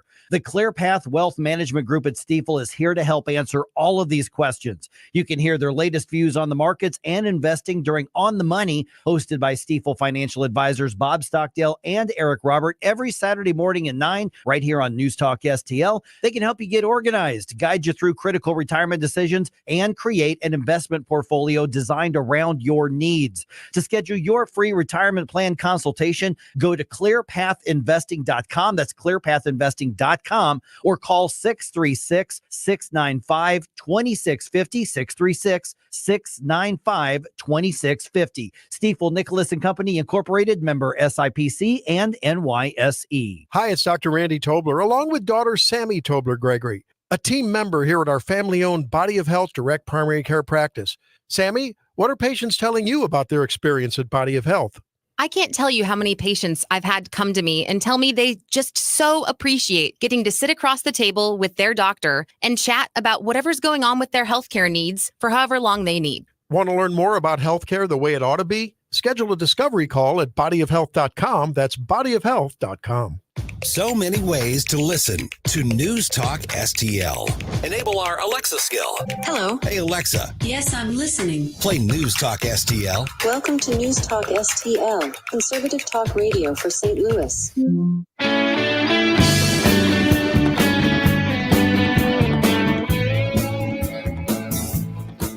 Hi, Stan Bongino here, and I'm proud to be on News Talk STL every weekday from 11 to 2. Right now, you're listening to Mike Ferguson in the morning. Got a surprise especially for you. All right, I'm going to get to all the lies that are being told about the Middle East right here, but I do want to address something that was sent in on Rumble. Righty right. No, there will not be an on-air taste test for cicada recipes. not even on Friday during Not Today's segment. Gabe just put his head down. No, we are not doing that. Yeah. We are not doing. No. He says on-air taste test for the morning crew. Do it on Friday for Not Today's segment. No. You know what I say to an on-air taste test of cicadas? Not today's segment. Oh man! All right. I am old enough to remember when misinformation was a bad thing, right? Or is that still a bad thing? Oh yeah. Well, it depends. Depends on who it comes from. It depends on who it comes from. Okay. All right. Well, we'll get that in a second. By the way, once you've liked us on social media or done the follow thing and share thing, hopefully, don't forget our streaming app. Oh yeah, streaming audio. You can stream us right off newstalkstl.com, or you can find our app on any app store, and it's completely free. And that'll mean you can take us anywhere and not have to worry about being in between signals or anything like that. So check that out. It's completely free. All right. The entire basis of Israel's fight against Hamas, a terrorist organization. Yes. Can I just remind everybody of that? A terrorist organization. Was it elected by the Palestinians? Yes. Yes. The Palestinians knowingly elected an Islamic terrorist organization to be their government. Yep. That does not change the fact that they are a terrorist organization. But the entire basis of this fight, of this war, is completely lost on the media at this point. Oh, it's gone. They don't consider it a relevant point anymore. Right. I mean, if you think about the media coverage right now, okay, there is basically no mention of October 7th. Zero. None. Nope. Or the hostages. Right. Who are still in custody. Right. None whatsoever. Nah, they don't talk about that. Okay. Now keep that in mind, because here's where I'm going with this here. So when the media reports on anti-war protesters, which is what I've seen the TV and radio stations here in St. Louis do, Mm-hmm. when they're talking about the dumbasses out there at the Wash U, commencement, protesting and wanting to, interrupt Stifler's mom and all of that, who's doing the commencement. The pro-Hamas people. The pro-Hamas people, not just anti-war, but pro-Hamas. Right, but that's the thing. They are referred to, I've seen in the St. Louis media and some national media, but St. Louis media and by like Corey Bush and a bunch of the others, referring to them as anti-war protesters. Right. That's the framing that they're taking. That's so the frame. When you're around your friends or family or coworkers or whatever, they're talking about, well, they're anti-war protesters. We've had a history of anti-war protesting. Okay, that's not true.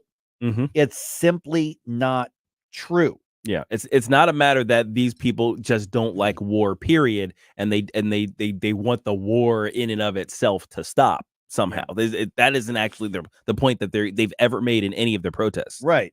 So when media reports on anti-war protesters, what they really mean is anti-Israeli activists. But remember, Israel never wanted the war. Right. They didn't want this. And they've set the conditions for what would end the war too. Right. Yeah. I mean, and basically the terrorists saying we're going to stop being terrorists and surrender. Mm-hmm. And give back the hostages. Yes, and give back the hostages. So this is important to remind people that when they're saying these are anti-war protesters, no, they're not. They're pro-war protesters. If you've got a Palestinian flag mm-hmm. and you're yelling free Palestine, you're not an anti-war protester. You're an anti-Israel protester because Hamas started the war, and there is no possible way that they were surprised when Israel said, that's it, we're coming after you.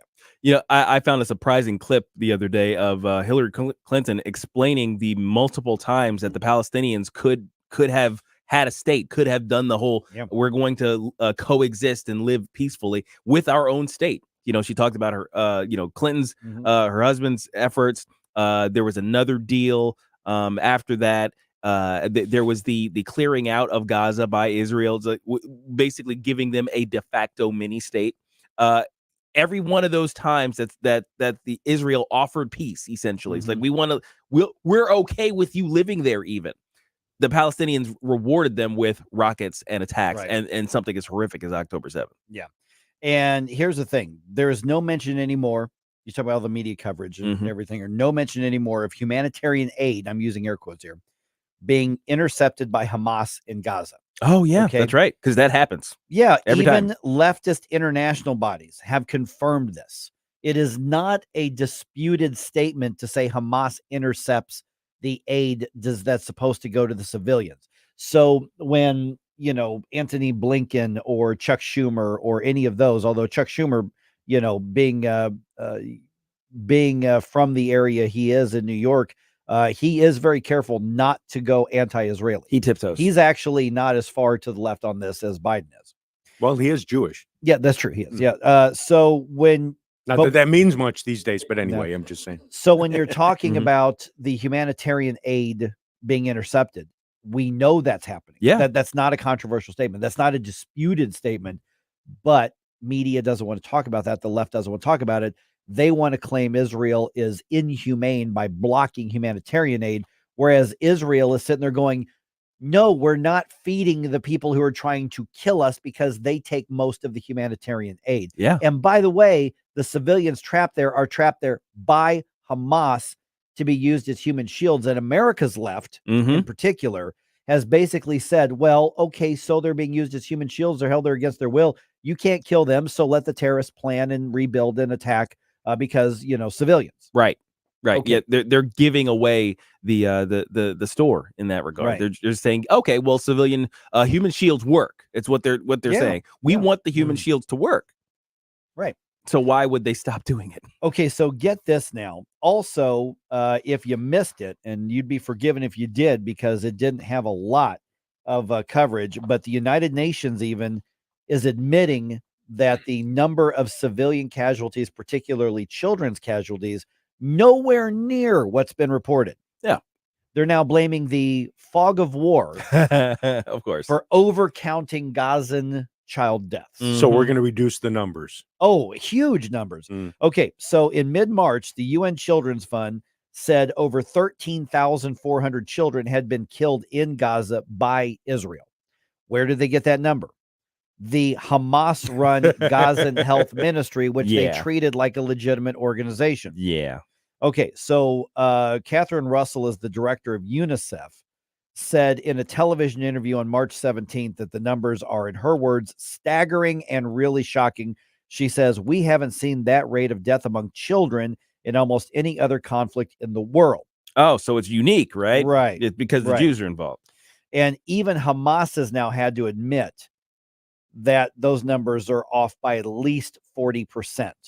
Yeah, because that's still a lot of people dying, but but the thing is, I don't believe that number either. Yeah, because it's still coming. I don't either. It's still coming from Hamas. Like Right. even the step down number is like, I'm not sure about that. Okay, so this past week, the UN Office for the Coordination of Humanitarian Affairs released updated casualty figures, taken for what you think they are, and they say 7,800 Gazan children have died in the war. Now, still, That's if a lot. that's true, that's a lot of children, Yeah. assuming that number is even true, and assuming that what they're counting as children aren't also some of the Hamas soldiers, because remember, they will send an 8-year-old out with an RPG. Absolutely. They will send a 10-year-old out with an M16. They will do that. They like AKs over there. Or what? Yeah, AKs. Yeah. And so well, and that's part of the problem too, is that there are these presumptions that they operate the same way as a civilized Western military would. Right. That they are somehow the same. They have the same international law governing their conduct as we do, and they do not. Right. They do not believe in that stuff. They're not uniformed. They blend in with civilian populations. They press children into service. All of those things are part of the equation, but they keep getting left out of the reporting. And here's the other part of this, is that the next time that Hamas, their health ministry, which is what they call it, whenever they report the next set of numbers, media is going to run with it the same way they did before, and the entire cycle. Here's the thing is, once a claim is made, once a claim is reported, chasing it down and correcting it and getting people to believe something else, even if it's true, is almost impossible in 2024. Yeah. We don't think critically collectively the way that we used to. No, not at all. Well, and it was hard back in the day, right? You'd have the big headline, and then you'd have 2 days later a small correction in the back in the editor's notes or something like that. And we're talking newspapers, right? This is way back. So it was difficult even then to make corrections to large blunders like that. Yeah. So now when the fake news gets to make the rounds around the world and social media 1,000 times in a day, there's no way a correction that comes 3 weeks later or whatever is going to do the same. That's part of the weaponry of the propaganda. And that is, it doesn't matter if it's true, just get it out there so people believe it, because they will act accordingly. Yeah. Now you look at, for instance, all of these college protesters, these anti-Israeli protesters, these anti-Semitic protesters. Do you think if you sat down over a cup of coffee with them and explained and showed them all the facts, how many of them, if they actually had an open mind, would suddenly realize that they were ruining, part of their education on behalf of a terrorist organization? Very few would actually feel bad or would change their course or try to correct others.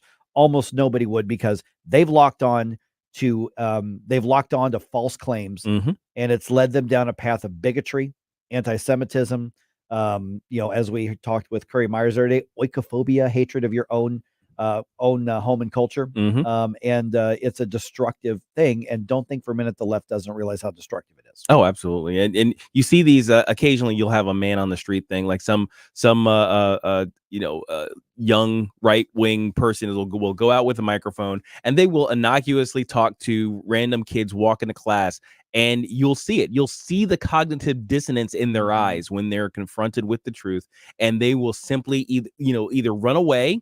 Oh, you know what? I really got to get to class. I'm sorry, I can't keep talking to you. Or they'll completely discount the information that you gave them and double down on their current position, because that's how they were trained.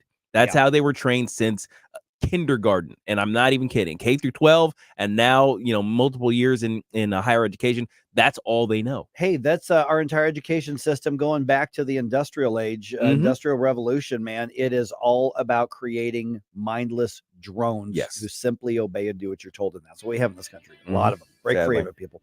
All right, let's dump some news on you right around 6:50 here on 101.9 94.1 News Talk STL.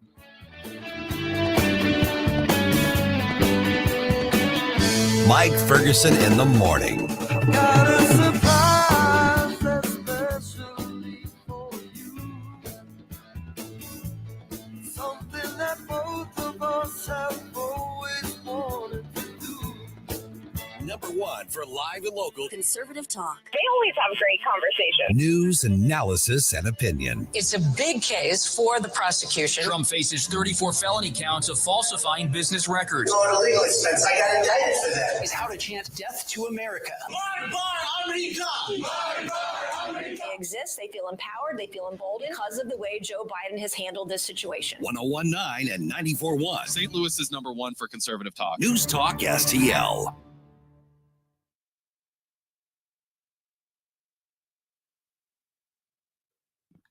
I've got an announcement for you, from my friends at Window World here. Remember, I keep telling you how they are the best for less, and we've told you about the double strength windows. We told you about the lifetime warranty, told you about the phenomenal customer service, and I'm going to continue to remind you about this.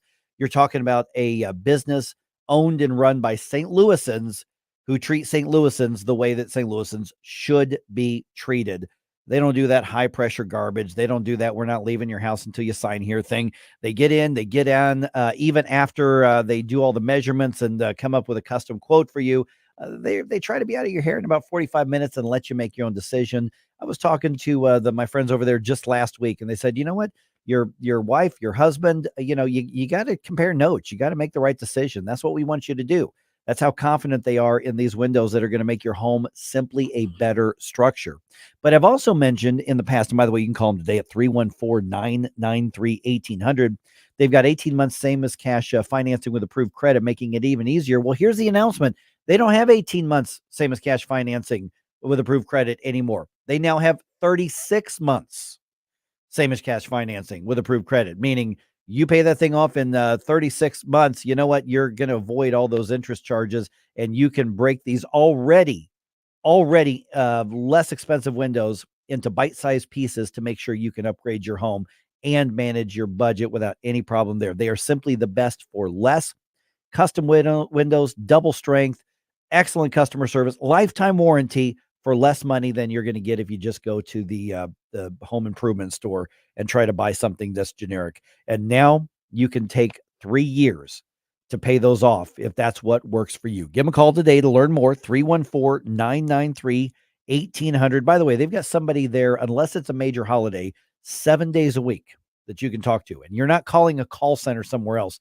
You're calling Earth City right here in St. Louis. Once again, 314-993-1800. There are 2 windows in the world with the Good Housekeeping seal of approval. One of them is Window World. In over 20 years, right here in St. Louis, they have taken care of over 72,000 customers. And as a matter of fact, you want to look them up yourself. Go look at the ratings. Go look at the BBB. Go look at Yelp. Go look at all of those. What you're going to find are a whole lot of people who are really happy with what Window World did for their homes, and more importantly, the way Window World treated them. Matter of fact, about half of the people who come to Window World saying, hey, give me a quote, calling 314-993-1800, came because somebody else told them how pleased they are with what Window World did for them. So once again, I'm going to give that number out one more time, 314-993-1800. Window World is the preferred window of the St. Louis Blues, baby. And don't forget that lifetime warranty that is transferable if you sell your home. Lifetime warranty covering all parts, glass breakage, and labor. Hey, I'd like you to get to know Dr. Daniel Cusimano and Dr. Megan Dwyer. Those are dentists and my dental team, along with their dental team at Advanced Dentistry of St. Charles. You know, whether it's economic value with their dental savings plan and their real concern about giving you value, which is, of course, quality at a great price, or whether it's their personal values, their dedication to absolute precision. I can tell you when I go in and get my treatment there, or just a cleaning, whatever, it's always, I get this feeling it's like laser guided precision. Well, yeah, they have lasers, but they don't do that for everything. Of course, it's the right tool for the right job. Whether it is dental implants, whether it's just general dentistry, cosmetic dentistry, and by the way, he can use some Botox in all the right ways for those applications as well. You'll find the greatest of care, the greatest value delivered with people who have real values, the values we share at Advanced Dentistry of St. Charles. Get to know them by calling 636-978-0226, 636-978-0226, or advanceddentistrynow.com. That's Advanced Dentistry of St. Charles. Hey, everybody, it's Rob Carter. Mike and Beverly Sloan are the visionary minds behind Living the Elite Life, a coaching program that extends their expertise to empower others in the realms of mindset, fitness, health, sobriety, and relationships. If you need just a little push to make your life a lot better, give them a call, 636-248-9799, or email beverlysloan1@gmail.com. This hour of Mike Ferguson in the Morning is brought to you by Stifel. Request a portfolio review from your Stifel financial advisor at stifel.com. That's STIFEL.com.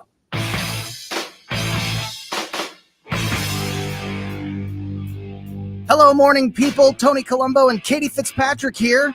Thanks for listening to Mike Ferguson in the Morning here on News Talk STL. And don't forget to join us today at 2 for Colombo and Katie. See you then.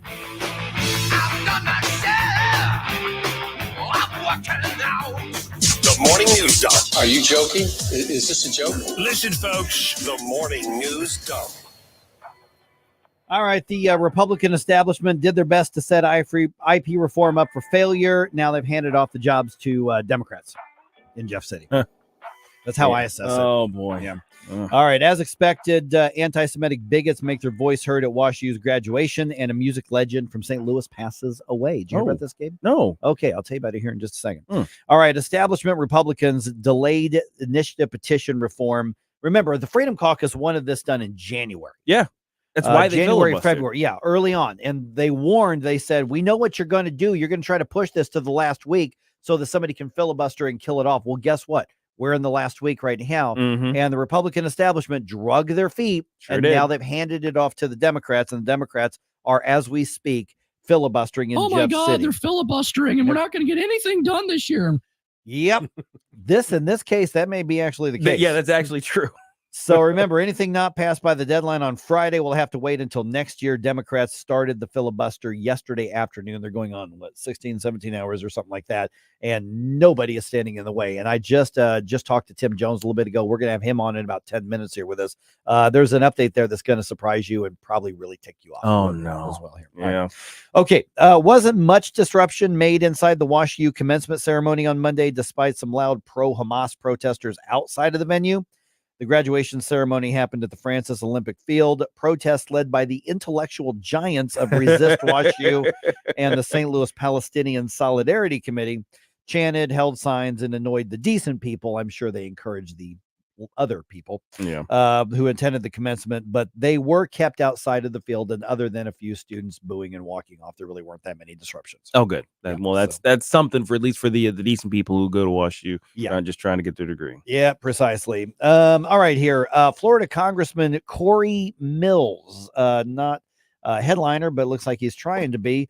He is filing articles of impeachment against President Joe Biden on multiple grounds. He was on Fox Business's Mornings with Maria to talk about that. There is a plethora of impeachable offenses. We could have looked at the failure and the violation of the Take Care Clause to enforce federal laws on the border. We could have done the separation of power abuse, where he is still trying to utilize money to buy votes for the college bailout. Okay, now keep in mind that these are going to be separate from the impeachment inquiry that started back in 2023. Neither of them is going to come to fruition. Joe Biden is not going to be impeached, and he's not going to be convicted. Of course. Yeah. I mean, this is kind of show stuff too. Right. But it is interesting when you look at the accumulation of stuff that's, I mean, horrible. I don't know if it's impeachable, but yeah. All right. Maryland Governor Wes Moore discussing the region's future. Of course, now the collapse of the Francis Scott Key Bridge earlier this year. He's emphasizing that rebuilding the bridge is crucial to the economy. Now, he's referring to his state of Maryland, but really that whole region. Rebuilding the Francis Scott Key Bridge is not about nostalgia. It's about necessity. This is a critical artery of commerce at the Port of Baltimore and all along the I-95 corridor. We need this bridge rebuilt, and we need to get it done with full congressional support. Okay, everything in that soundbite is absolutely correct. Yeah. I'd almost say that it's minimizing it because that's a national hub because it's a thoroughfare for international deliveries. Yeah, the rebuilding the bridge is estimated to cost about $3 billion, which means it'll probably actually cost about $3.5 billion. Yeah. Bridge collapsed in late March. All right, boy, this is the news kind of I woke up to this morning. A St. Louis musician passing away. And now, from our own wonderful band at Saturday Night Live, here's David Sanborn.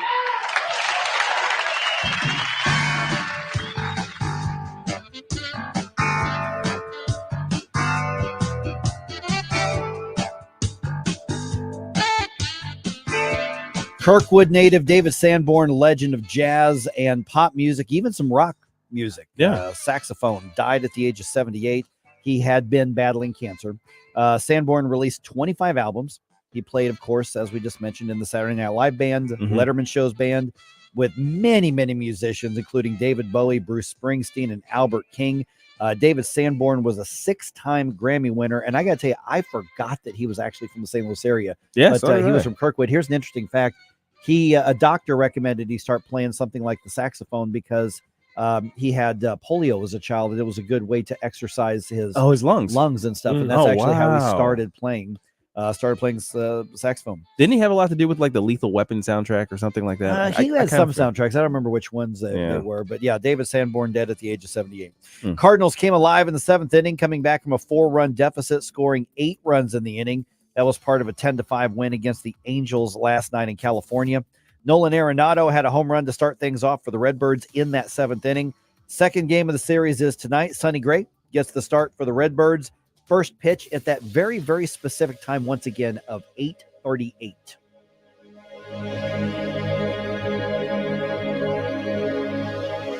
Tim Jones here. I'm with Eric from Newsteaders, Newsteaders Fine Jewelers. Eric, Newsteaders has been around since 1961. Tell us the story. Well, Richard started this 62 years ago, and we've stayed a local family-owned store since then. We've actually got 3 generations of Newsteaders working in the store. Richard, his wife, his daughter, and his granddaughter, and we all love what we do. We're kind of a St. Louis family tradition, and we do a lot of unique and one-of-a-kind custom pieces, as well as repairs. There's basically nothing that we can't do, and all of our work is done on site, so you can feel secure knowing that your jewelry never leaves, which is unusual now. And we can computer generate images of custom pieces if you want to go custom. We can take that old jewelry that you're not wearing, and we can turn that into something new that you absolutely love. Newsteaders, a St. Louis jewelry tradition since 1961. Stop by and find out why. 2961 Daughtery Ferry Road, or on the internet, wowdiamonds.com for Newsteaders Fine Jewelers.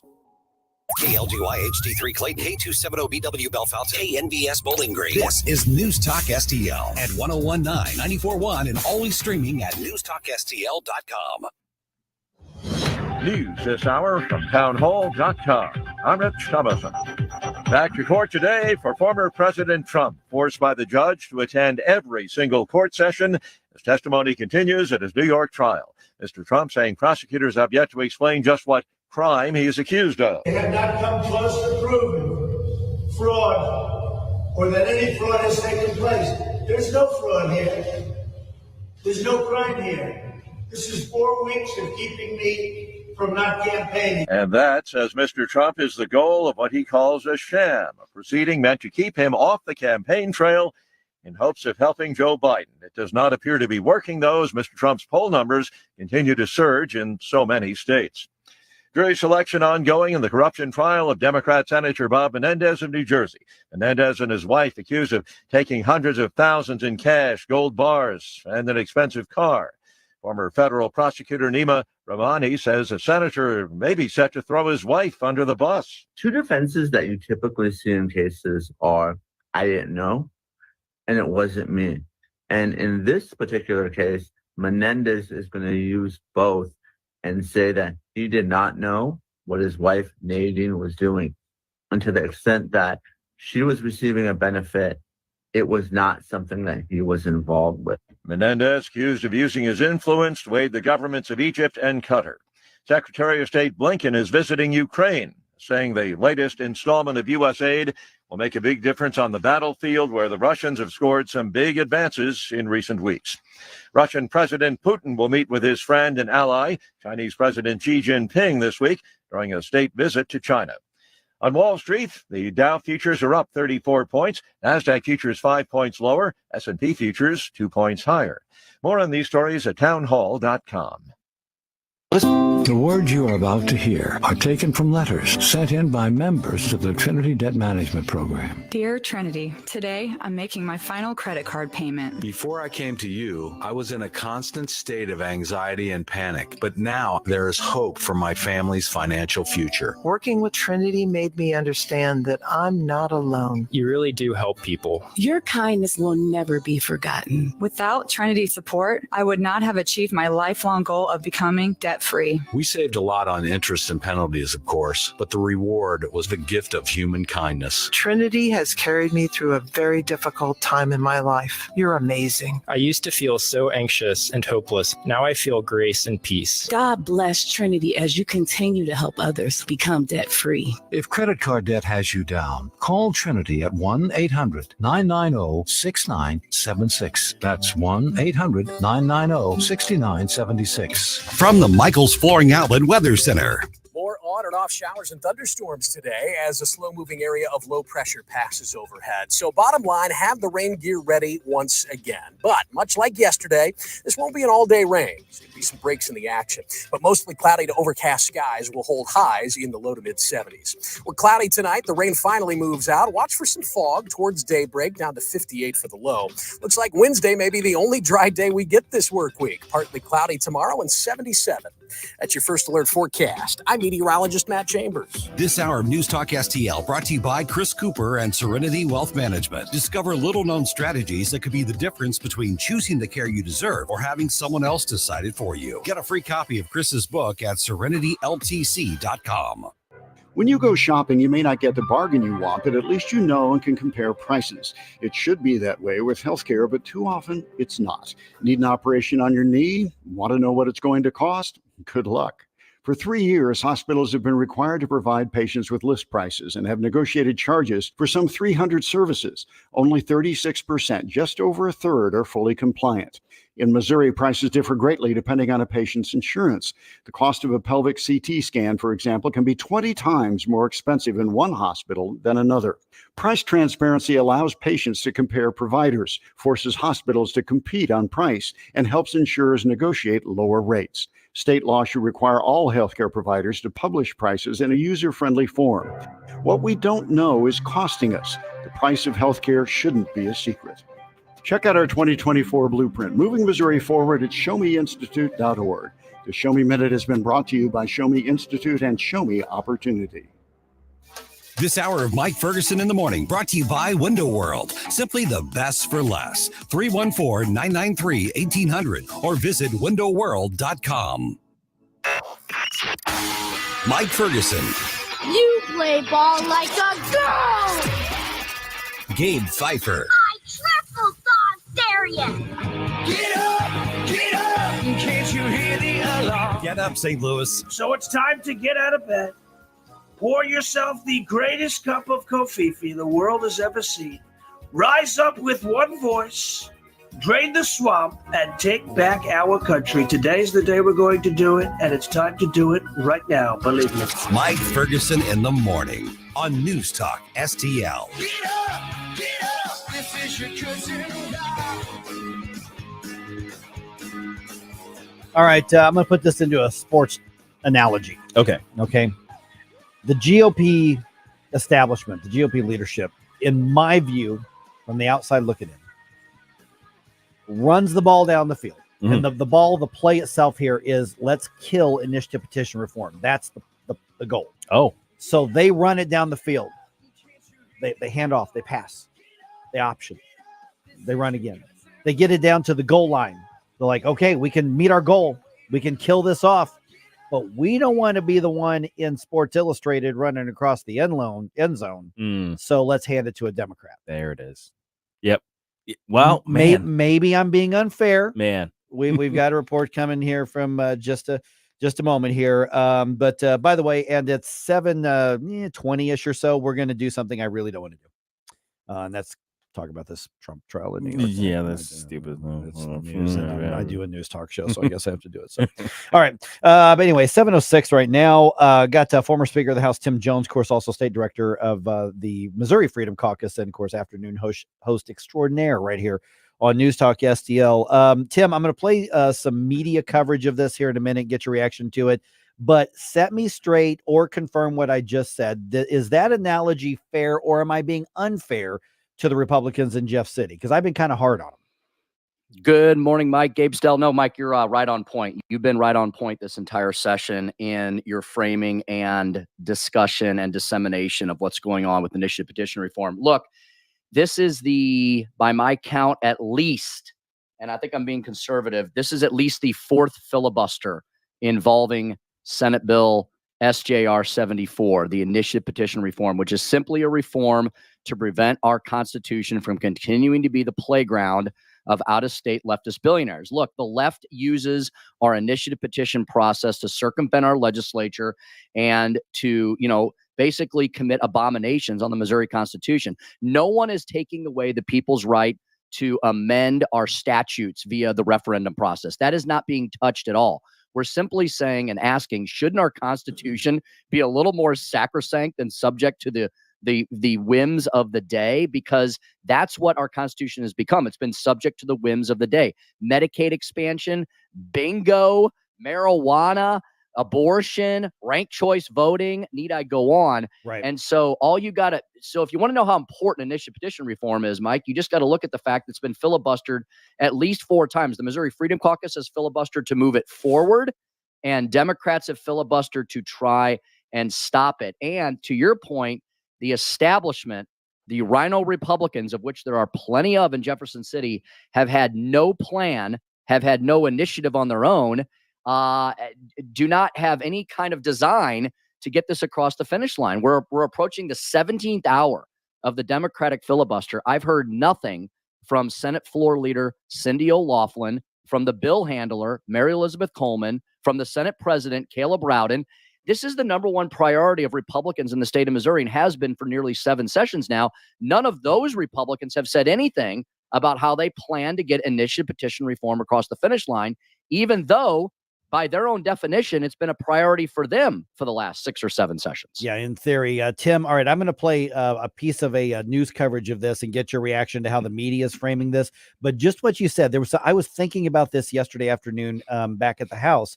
And when you talk about protecting the state constitution, you mentioned all the things that are now written in the state constitution. You mentioned the casinos. You mentioned recreational marijuana, medical marijuana. You talk about all of these things that certainly there's a role for government regulation and rules and stuff like that in there. But when you circumvent the legislature, literally the special interests of those industries wrote their own regulations into the state constitution. I mean, my God, couple election cycles ago, there was literally one rich guy who tried to write his own name into the Missouri state constitution because he knows that with a few $1,000,000, you can do it. Now he got beat by another amendment, but that just shows you that this isn't about preserving the access for the people. This is about preserving the ability of special interests to buy their own regulations on their own industries, which usually is used to keep competitors out. That's exactly correct. Our Constitution needs to stop being as I said, the playground of out-of-state leftist billionaire and in-state special interests. It's not supposed to. The Constitution is not meant to be an alternative legislature, right? Because the problem is when you amend the Constitution, let's say you make a mistake, and a lot of people believe, even many who support marijuana recreational use, they believe that the constitutional amendment on marijuana was designed to support the big marijuana monopoly. Yeah, there actually is such a thing. There's such a thing as big marijuana and little marijuana, the mom and pop shops versus the monopolies. And so the Constitution is meant basically to enshrine special interest rights in the Constitution, not rights for all Missourians, not rights for all Missouri families, business owners, parents, kids. It's meant to preserve special interest rights because there's no such thing any longer as citizen initiative led petitions, right? Now we have petitions led by millionaires and billionaires. The citizens aren't leading these petitions. The millionaires and billionaires are taking a concept, usually something that's really progressive, really leftist, really liberal. They're covering it in what we call ballot candy, all kinds of really cozy, comfy language, usually describing the initiative as something that it's really not, in order to convince people to vote for it. So what do you call Medicaid expansion? Oh, free health care for everyone that won't cost anyone a dime. Guess where we are several years later? We're at a point where Medicaid expansion is growing out of control. It is going to bankrupt our state budget in the near future because the feds, as predicted, are backing out of the matching funds, right? So the initiative is never what it appears to be, and that's why it needs to stop being a legislative vehicle for out-of-state leftist billionaire interests. It needs to be reformed. Why should our Constitution in Missouri be any different than the U.S. Constitution? As Gabe pointed out yesterday, it takes nearly 75% of the states to amend the U.S. Constitution, but you can amend the Missouri Constitution on basically a straw poll vote. Yep. All right. Now, Gabe, I want to get your reaction to this. And Tim, I want to get yours as well. KMOV did an article last night, or did a story on there.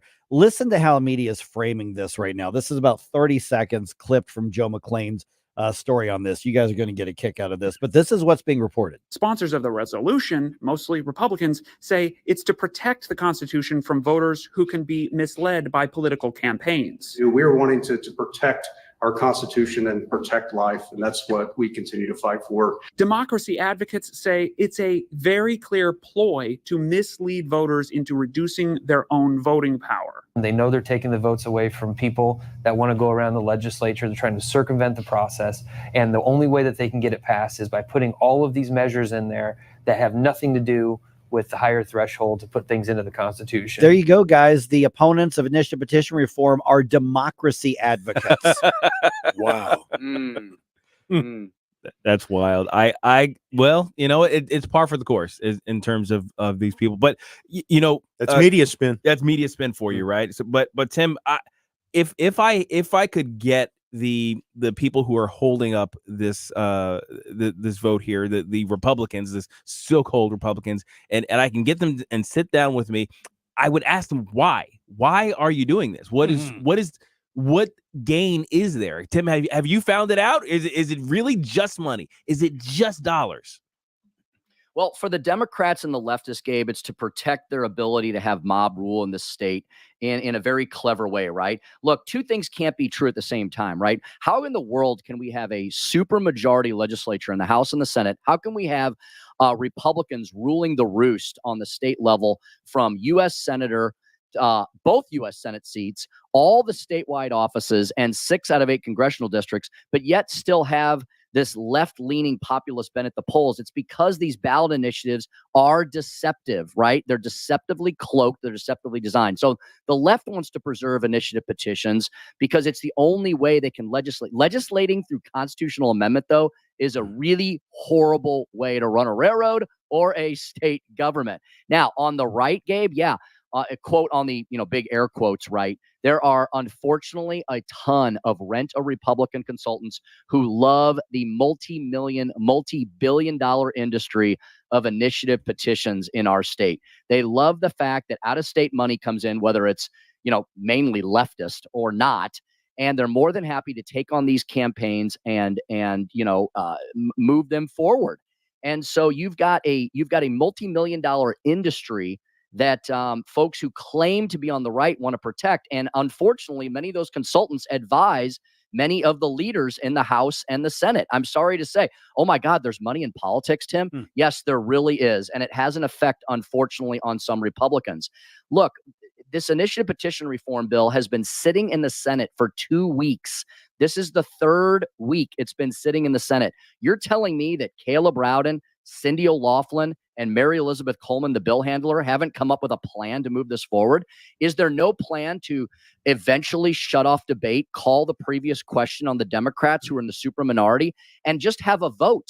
Have a vote on whether this should be sent to the people or not. The people of the state of Missouri are eventually going to get to decide, if this passes, whether they want the Constitution amended or not, to make the Constitution harder to amend. So eventually the people are going to decide.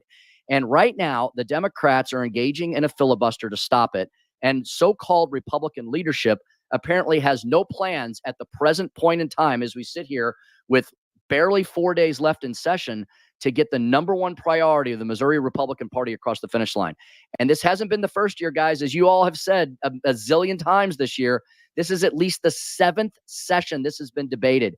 If this fails this year, it will not be at the feet of the Missouri Freedom Caucus or any other conservatives in the legislature. It will be at the feet of so-called Republican leadership in our state. Now, just from a procedural point, Tim, if somebody does say we're going to, call the previous question, the PQ, which used to be the nuclear option, but you still have to have the votes to do that. Are there enough Republicans in the state Senate right now willing to actually force the issue and pass the resolution? Mike, I am sorry to say we don't know. We don't know. And isn't that sad? Isn't that horrific? There are 24 Republicans in the Missouri Senate, a super majority. You only need 18 senators to move the previous question and to pass a bill. They are not sure. The conservatives, the Missouri Freedom Caucus folks, they're not sure if there are a minimum of 18 senators to call the previous question on this and have a final vote. After 2+ weeks of this bill sitting in the Senate awaiting one final vote, there appears to be no plan by Republican leadership to move this policy position forward and send it to the people. So if this fails this year, then guess what? The left-wing billionaires will continue to utilize this process to circumvent the supermajority in the General Assembly. And basically, you have to start asking yourself, why have a 5-month-long legislative session spending all that time and energy if the ballot box, which is ruled, the roost is currently ruled by the left-wing billionaires, if they're just going to circumvent every single thing that the Republican legislature does. Can I point out something, by the way, of that sound that we heard earlier? The suggestion that giving the voters the chance to change the rules is actually they're billing it as anti-democratic, because the thing is, this bill doesn't automatically make that rule change. It lets the voters decide on the rule change. Yeah, and it just says there has to be a bigger consensus for a constitutional amendment. Yeah. Well, that's the thing. They're saying, hey, you're trying to get them to vote themselves less power. Well, but giving them the power to do that is democratic, is it not? Exactly. That would be the choice. I mean, so, the thing is, look, I'm not saying I've never argued that that people don't necessarily understand what they're voting on. But when voters go to the polls and there is a 10-page, single-spaced, small type written proposal on, let's say, marijuana. And I think the marijuana proposal, guys, correct me if I'm wrong, I think that was over 40 pages, maybe over 50 I think pages. it was somewhere in that range. It was big. Right. So do you think voters sit there and read 50 pages of a ballot proposition? Of course Or do you not. think they read the 3-line summary? Let's be honest with ourselves. Do they read the 12 to 15 pages of Medicaid expansion? Or do they read the 3-line summary that says free healthcare for all and it's not going to cost you a dime? Voters go in, they want to see a simple summary. They want to vote. They're busy. They want to get out of there. Legislative vehicles are vetted for 5 months by the people's representatives and senators in the Missouri legislature. How many people are vetting all of these multi-page, single-space type proposals? We are legislating through the ballot box, and it's caused all kinds of problems. Many people who are sometimes proponents of these ballot initiatives, when they get put in the Constitution, they go, oh, no, crap, we didn't mean to put it that way. This is going to be a problem. Now we can't change it statutorily. This is a bad way to legislate. All we're saying is, shouldn't the Constitution have a higher threshold? Now, if you want to, again, back to my other point, if anyone on the right or the left wants to amend Missouri state statutes, that process is not being touched. You can legislate through the statute books all you want, and then we'll have a battle royale between the initiative process for that and the legislature every year. But to amend the Constitution, which is oftentimes permanent, is a really bad way to run a state government. So we're going to ask the people, should it be harder to amend the Constitution? Should we not be putting things like bingo and marijuana expansion and Medicaid expansion and ranked choice voting and abortion? Should we be putting those things in our Constitution, or should we not be? That's the question that will go to the people if they can get this proposal out of the legislature. It's been sitting in the Senate for 2 weeks. They brought it up. They brought it up last Thursday. The filibuster began. Then they went home. They went home for Friday, Saturday, Sunday, took a 3-day weekend. Then they came back yesterday, and the Democrats started filibustering again. Is there a plan by Republican leadership, Cindy O'Loughlin, Caleb Rowden, the bill handler, Mary Elizabeth Coleman? Is there a plan to get this across the finish line or not? Because, guys, as you said earlier, we saw this coming back in January. Yep. They've had 4.5 months to prepare for the point we are. And as you've often made the analogy, is Charlie Brown going to once again boof the football on the 1-yard line? Yes. Unfortunately, I'm scared that the answer is actually going to be yes, because after this, we've got some game-changing, things in the works by the far left. All right, Tim Jones, I know we're going to have updates this afternoon to see what happens there, man. Appreciate the update. It's just infuriating, but at the same time, we need to know what the score is. And when there are people who have GOP attached to their name or the bad guys, we're calling them out. Yeah, and I think it's wise to do so because, unfortunately, haven't we learned over the last few years that all Republicans in Jefferson City are not created equally? It's very true. All right. Thanks, Tim. We'll talk to you again soon. Thanks, Tim. Thanks, gang. All right. 314-912-1019. Man, we got a lot of conversation going on in the Rumble chat box. Man, this is fun. I'm glad we're back. Yes. We're back up and running. All right. Let's do the Trump trial thing. All right. There's my tease. We're going to talk about the Trump trial. All right. I'm doing this against my will. Under protest. Yes.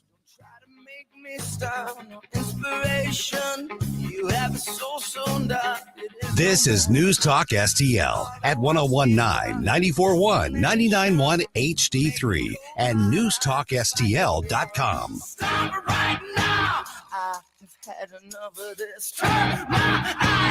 Get up, St. Louis. It's Mike Ferguson in the morning. Before you blow us all away. Tim Jones and Chris Arps in the afternoon. Hey, it's Tuesday. At 4:20, we'll speak with David Soap from the Show Me Institute on the temp tag loans. And at 5:20, our good friend, Dr. Randy Tobler. Tim Jones and Chris Arps. Weekdays at 4 on News Talk STL. Old man winter in the rearview mirror. Warmer weather here. Time to call Hanson's Tree Service. 636-379-1830. 24/7 at hansonstree.com. This is the perfect time to spruce up and beautify your landscape beds. When you purchase organic mulch in bulk from Hanson's, you save on price, time, and incredibly convenient. Tons of commercial and residential tree care services as well. Grinding and land clearing, plant health care, and more. 636-379-1830, hansonstree.com, hansonstree.com. Jewels on Hampton and St. Louis Hills is paying some of the highest prices on gold, silver, diamonds, semi-precious colored stones, coins, flatware, and fine watches on site. Jewels on Hampton is a premier jeweler featuring Alvanza's jewel art designs with an exquisite selection of diamonds, semi-precious stone jewelry, and vintage watches. Their expert design team can restyle your jewelry to today's contemporary style. They also do jewelry and watch repair. Need extra cash? Jewels on Hampton is paying some of the highest prices on gold, silver, diamonds, semi-precious colored stones, coins, flatware, and fine watches. Bring in your collectibles and clocks and sports memorabilia and figurines too. Jewels on Hampton, 4506 Hampton, just 3 blocks south of Chippewa, and jewelsonhampton.com. Call them at 314-752-5000, 314-752-5000, and jewelsonhampton.com. Jewels on Hampton.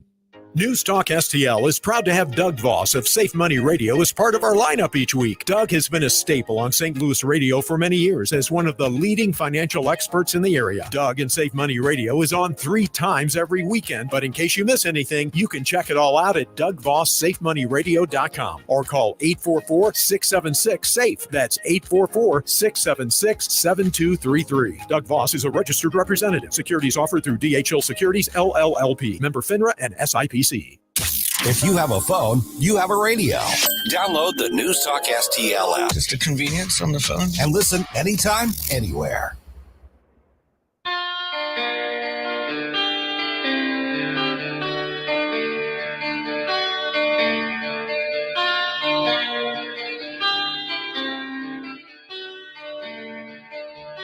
Hi, it's Vic Porcelli. And Ken. Hi, Ken.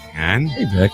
Ken and I are on every Monday through Friday, 9 to 11, right here on News Talk STL. Right now, you're listening to Mike Ferguson in the morning on 101.9 and 94.1 News Talk STL. Whoosh, my morning people.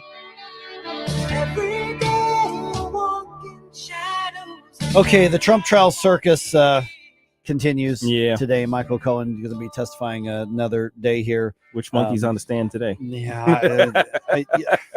Listen, I know that there are conservative media shows that live and breathe and die by the Trump trials. Mm-hmm. You've noticed that I don't. Listen, first of all, there's the big picture. We know that this is all a circus. Yeah, this is a made-for-media circus. It's a show. They want to embarrass the president. They want to distract him from his campaign. You know that. And so that's going on. People have already made up their mind whether they think he's guilty, not guilty, and that is 100% in line with whether they support him or oppose him. That's true. I mean, there's the only purpose of this among the other trials. I will maintain this one in particular. Why are they bringing Stormy Daniels up there? Why is media like, are they going to bring Karen McDougal up there? I'd rather look at Karen McDougal on the stand than Stormy Daniels. But that's a whole other separate conversation. But there are folks who don't like Trump who still feel that this is a kangaroo court. Yeah, got to be honest. There are some of the legal, left. some of the law professors and stuff. They're like, I just don't see it here. Yeah. You know, I was watching one of the national things earlier today, and they're like, well, this is what Michael Cohen's testimony means to the Trump trial and means to it doesn't mean anything. It doesn't mean anything. It doesn't Nothing. Other than the fact he wants a reality TV show. Yeah. He's going for a gig. It doesn't. Yeah, it doesn't mean anything. And so yesterday, what happened? And Cohen's going to follow up on this today. But let me finish my point. Sorry, is that no? Because I'm just going to maintain. When Donald Trump is saying this is about the election, he's right. Yes. It is. And the point is not to get a conviction on his business stuff. No. Some monetary whatever. fee Yeah. if they get the conviction, there'll be for Trump's world, that would be a slap on the wrist. I mean, there's a $50,000 fine, whatever. Who cares? Okay. For him in his world. Sure. I mean, so the reality though is I am still convinced, just a way to try to, you mentioned trying to embarrass him. Yeah. Remind the entire world that he runs around on his wives. Yeah. I mean, that's really what this is. At least that he has. Right. So with this here, Michael Cohen, who, was, pretty tight with Donald Trump back in the day, testified that Donald Trump said, pay off Stormy Daniels, get basically a non-disclosure. And the Trump lawyers have said this is a non-disclosure agreement. Yeah. That's really what we're talking about here. Yeah. Pay her to not talk about their fling. Right. Because she was shopping it around to tabloids. She was shopping it around to the newspaper. She was shopping it around to the book publishers. And so she was looking for a payday. Sure. I know second payday. Anyway. A second payday, right? Yes. And so, it's like this is going to look bad right before the 2016 election. That's all probably true, but the argument that's being made is Cohen said, I was told to fix it. I fixed it. He reimbursed me later. And then the argument is that he recorded it wrong, misidentified the expenditures as like a legal retainer and all this kind of stuff. Well, right. Listen, if that's what happened, then show the verified financial transaction records. Sure. And let's be done with it. I don't know if Michael Cohen's even a lawyer, if he was just worked with him or businessman or whatever. But if they've labeled it as retaining, whatever, nobody cares about any of that. No, not at all. Not at all. Nobody is passionate about whether or not it was entered in the spreadsheet or on the tax return correctly. Nobody cares. Yeah. What they care about is they either hate Donald Trump or they love Donald Trump. That's it. That's what they care about. And that's what this is all about. Yeah, clearly. There's no other reason why we keep going through this lawfare thing. Yeah. Why we keep focusing on it, I'll say.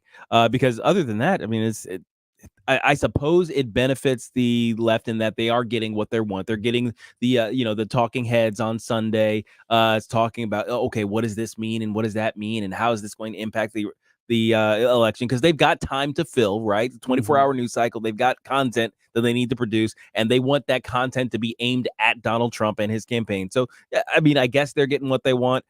Trump is managing, even with the various gag orders that they've attempted, he's managing to leverage this into a positive for his campaign with, people viewing this as an unfair treatment and therefore granting him some goodwill among certain voters, as well as raking in donations based on all of the lawfare. So, I mean, it feels very much like a game, on both sides. Oh, it is. Yeah. It's a circus game. Yeah, circus game. Right. It is a game, and the left is, from my perspective, turning the Constitution upside down because they're doing stuff here that normally you would never see in a legal case. And to have, especially when you have Cohen and the other folks out there talking to the press, and Trump's got the gag order. So I don't understand really what's going on other than the fact that, to me, it's a kangaroo court. We should ask one of Donald Susie? Trump's lawyers about that. Oh, yeah. We could do that. So we'll do that tomorrow. We know one of those guys. Oh, okay. Will Scharf, Tomorrow. one of Donald Trump's attorneys, is going to be with us. He's obviously running for attorney general. I'll get around to an attorney general question, but really, we're going to get the update on what's happening with this. So Will's going to be with us on tomorrow's program as well. But yeah, I mean, this is not about the payment to the porn star. No. It's not. Because I can guarantee you, Mark Elias is sitting in his office trying to figure out, okay, if such and such happens here, what's our next move to try and block Trump from getting out there to do anything? So he's the one, along with some of the others, who are doing all the finagling to get this thing to where it's totally the ball game that they want and putting Trump back in a corner. And it's totally unfair. Well, and it's failing too. I guess that's the other aspect of it. It's like what you're not quartering him. He's doing better than ever. He had that rally over the weekend in New Jersey, and reports are over 100,000 people were there. And what's funny too is New Jersey's a blue state, by the way. Let me just state that. I'm sorry. Go ahead. No, you're good. But there's a certain aspect of it too, and I wonder if this is is just kind of happenstance. Sometimes Trump can get himself into trouble with his rhetoric. Just sometimes. Yeah. So I'm wondering if the handcuffs that all the trial stuff is putting on his campaign is helping him by keeping him focused in his rhetoric on the people we already hate. So him saying any of this stuff is just, oh yeah, we like it. Yeah, it's also keeping the attention on one of the more clownish cases in the case, because I mean, there's a couple other cases where it's like, well, I mean, maybe there's something they need to flush out on there, and that one's been suspended. This ain't it, Chief. No. Yeah, we got a judge who's totally on the TDS side of things, and his daughter's raising money for the Democratic Party and doing her own thing on the side. The whole thing's a farce. Oh goodness. All right, farce is a good word. Yeah. 314-912-1019. This is 1019-94.1 News Talk STL.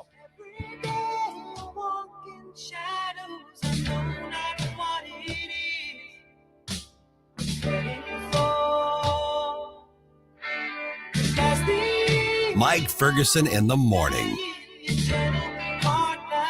From the Michael's Flooring Outlet Weather Center. More on and off showers and thunderstorms today as a slow-moving area of low pressure passes overhead. So bottom line, have the rain gear ready once again. But much like yesterday, this won't be an all-day rain. There'll be some breaks in the action. But mostly cloudy to overcast skies will hold highs in the low to mid-70s. We're cloudy tonight. The rain finally moves out. Watch for some fog towards daybreak, down to 58 for the low.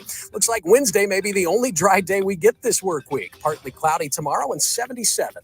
That's your first alert forecast. I'm meteorologist Matt Chambers. Do you owe the IRS $10,000 or more in back taxes? Are you being audited or investigated? Has the IRS sent you a letter demanding payment? You may not owe what they claim. Make this free call to the tax doctor now. Let them negotiate with the IRS on your behalf.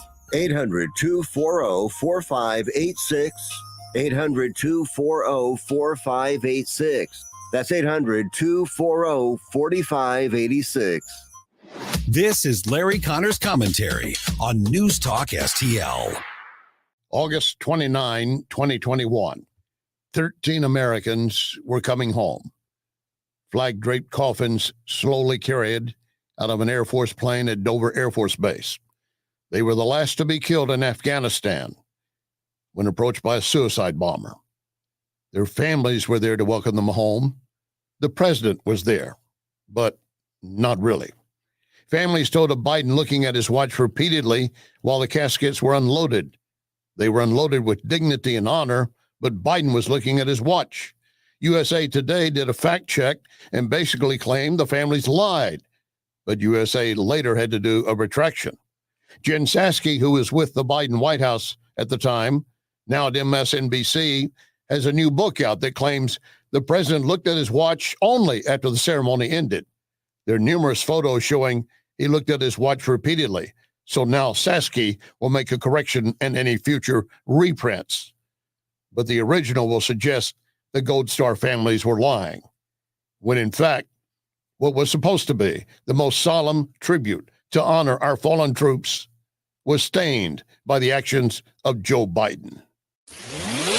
Get more Larry Connors on Larry Connors USA. Tonight at 6 on News Talk STL. Hey, this is a great time to get fantastic deals at Ackerman Toyota, #1 volume dealer in the area. Why? Very simple. They want to make you happy. They'll come up with a deal that puts you in the driver's seat. You'll be smiling as you drive off the lot. You got to trade in? You're going to get top dollar from Ackerman. Looking for a premium used car or truck? Ackerman is the answer. Ackerman Toyota at Hampton and 44. AckermanToyota.com. Ackerman Toyota for life. Tony Colombo here for Cadre Asset Management. A cadre is defined as a small group of people specially trained for a particular purpose or profession, and that is the role that Cadre Asset Management can play in your financial journey. Learn more about how they can help secure your financial future by following Cadre Asset Management on Facebook, or just go to cadreassetmgmt.com. Cadre Asset Management is a Missouri-based independent advisory firm licensed under and securities and investment advisory services offered through Founders Financial Securities, LLC, a registered investment advisor, member FINRA SIPC. Man, what a great party you're throwing here. This wasp nest is great. Yeah, man, we got about 70 wasps in here. Too bad we can't fit any more wasps in here. It looks like they're having fun outside, stinging all the kids. Oh, man, who just pulled up? Oh, no, it's the pest control company again with those green wheels. They seem to kill every one of my parties. This is Derek, the owner of All Solutions Pest Control. Give us a call today at 636-486-7888. Learn more about our special $67 offer. You can visit us online at allsolutionspestcontrol.com. If a pest-free home is your goal, call All Solutions Pest Control. St. Louis's new choice for conservative talk. Thank you for the opportunity to let me vent here. Live and local. Way to be, guys. 1019 all the way. This is News Talk STL. I am home. Hey, this is Larry Connors. Make sure you're listening later today at 6 o'clock on News Talk STL for my show, Larry Connors USA. Now, back to Mike Ferguson in the morning. All right, guys, thanks to AI, you may never have to socialize again. Now you're teasing us. The introverts rejoice. Yes. Okay, but there's a bigger question here. All right, I'm sure, going to get into this. I mean, obviously technology is what we use of it. Yeah. Are we actually sort of losing our humanity a little bit? I'll That's tell you big- what that's a this big is. question. Because this is a silly story, but it's apparently like a real thing. So Mhm. we'll get to that in a second. 7:39 right now. Don't forget our newsletter, News Talk STL, free. It's a short read. I'm telling you, I know that there's a lot of places that say, hey, let us send you a newsletter, and it's just a spam thing. It's not. We have Right. set it up to not be. This thing is a fun read. Takes 3 or 4 minutes. You're going to get an exclusive cartoon from Todd Showalter. All of it free. Content that's written by national writers, Virginia Cruda and some of the others from Daily Wire. And we'll have exclusive content on there that you just won't find anywhere else. Yeah. It's absolutely great, especially in comparison to some of these other things. I've signed up for some of these other things, and you're just like, all right, okay, I have enough. Thank you. Stop, please. Stop. Blot. Ah, Yeah. Oh my gosh. But yeah, one email, Yep, basically once a week. Once a week. Yep. And it's good stuff. By the way, their Bureau of Labor Statistics moments ago releasing inflation numbers for April. Oh boy. Wholesale inflation, this is just a top line number, is up 0.5%. Okay. All right. Increase in wholesale inflation over the past year looks like 2.2%. And that's, of course, in addition to all the other inflation. We'll get a lot more on that later. That's a wrong direction thing, I think. It's not. Yeah, that's not where you want the arrows going. It says largest increase since last April. Yeah. Oh boy. Jeez. Okay. All right. So I thank God do not have to worry about dating ever again. Yay. Same. All right. So there's a dating website called Bumble. Mm-hmm. Yep. Which one? I'm aware of Bumble. What's Bumble? I don't know. Now, is that? I mean, I think. Okay. So here's the thing: is this? I think it has to do with bees. Well, but I don't know. Is this the one where the women have to make the first move? Oh, I think it might be. Is I that think the it one? might be. Because there's Hold on. one where it's like the women are the only ones who are allowed to initiate. Just, I guess, to keep all the creepy guys from bombarding women with. So, but anyway, I've heard of it. I know it's real big and that sort of thing.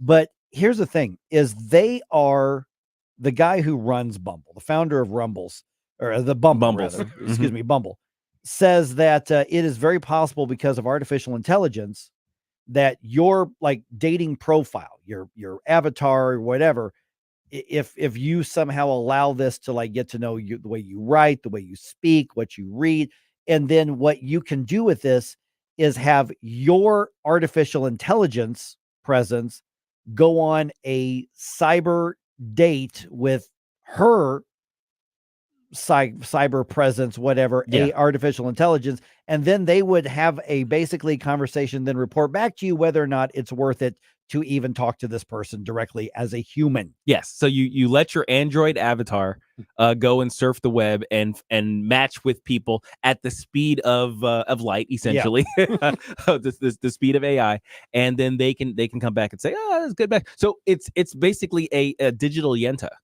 kind of they're matchmaker, right? They're calling it a dating concierge. Dating concierge. Okay. And by the way, Mike, you were right.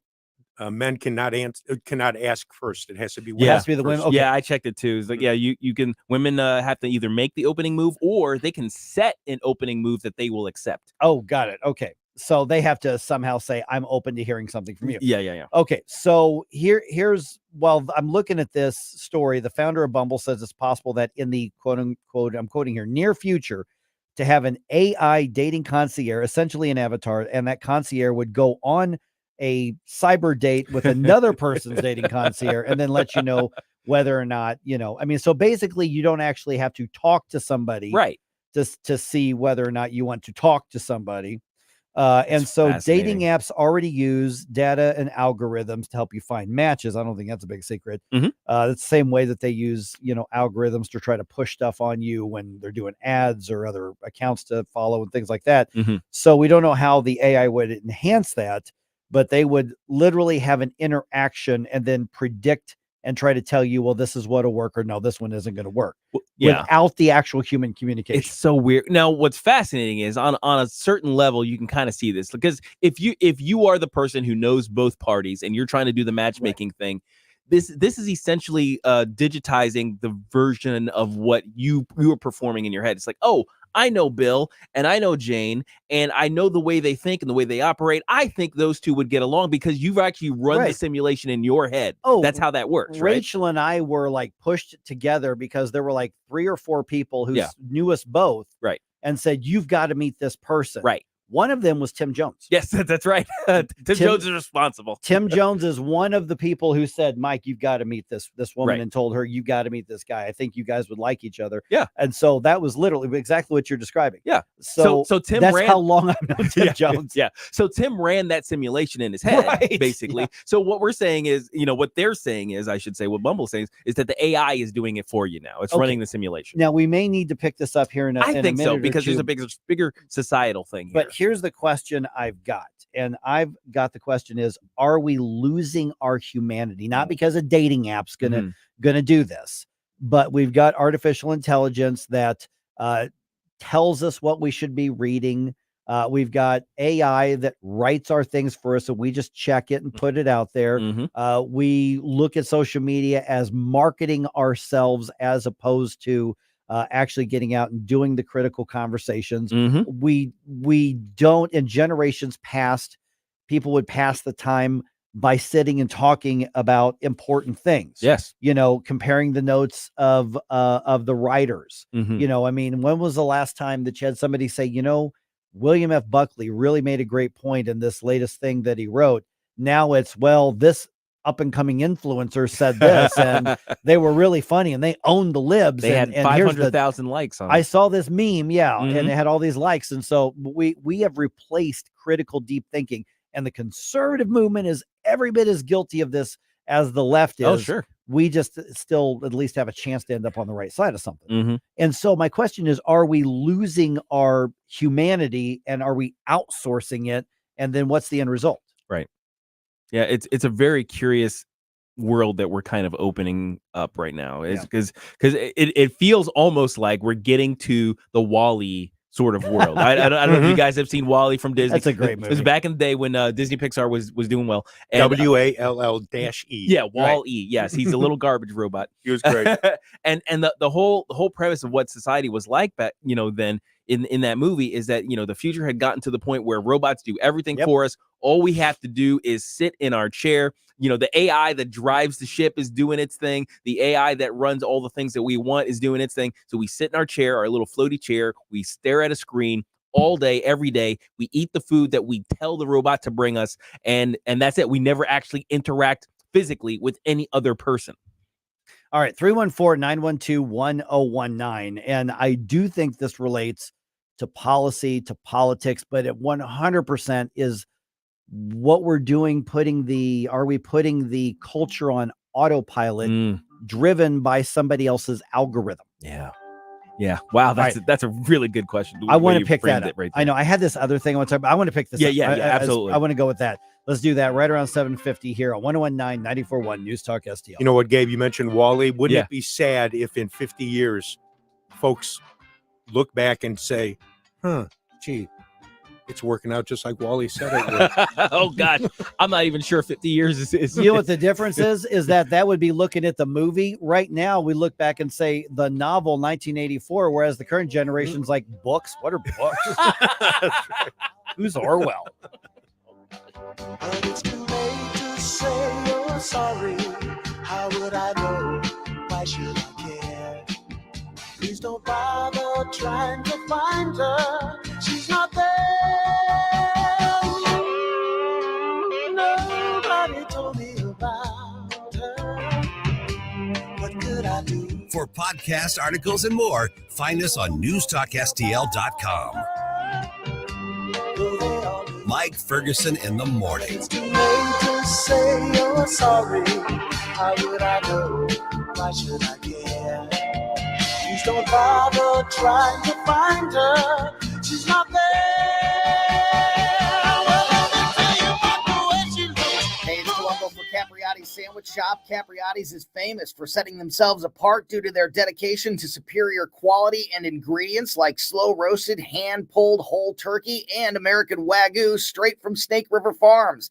That dedication to superior quality is evident from the very first bite into a Capriotti sandwich.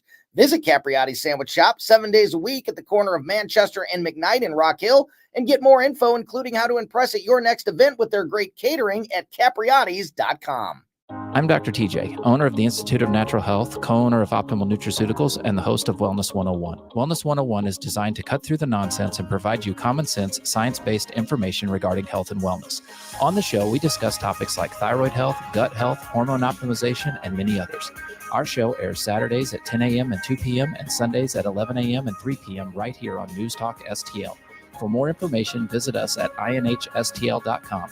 That's inhstl.com. In the fast-paced world of digital marketing, making connections is a challenge for any business. But what if we told you there is a place where connections aren't just made, they're grown? Meet 2060 Digital, your premier Google partner and top-tier digital agency. We don't just follow trends, we set them. At 2060 Digital, we're not just another agency, we're your strategic partner. We dive deep into your challenges and develop solutions that drive measurable outcomes. Ready to elevate your digital presence with campaigns that connect? Google 2060 Digital today.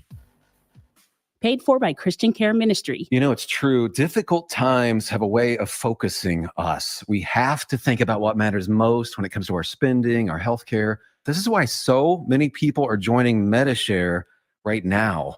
MediShare is a trusted way to save up to 50% on your monthly healthcare costs. More than 400,000 people have already made the switch, especially now during this challenging season with healthcare costs and out-of-pocket expenses going up. MediShare can save you a lot of money. The typical family saves $500 a month. MediShare works too. It's been around for 30 years. Members have shared more than $5 billion of each other's bills. There are different options to choose from to fit your budget. I'll give you the number here in a second. And if you call, you can get a price within 2 minutes. Maybe now is the perfect time to make the switch and start saving. Here you go. Call 855-51-BIBLE. That's 855-51-BIBLE. 855-51-BIBLE. This hour of Mike Ferguson in the Morning brought to you by Window World. Simply the best for less. 314-993-1800 or visit windowworld.com.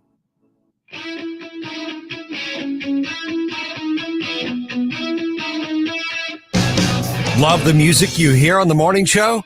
Check out Mike's morning music playlist at newstalkstl.com.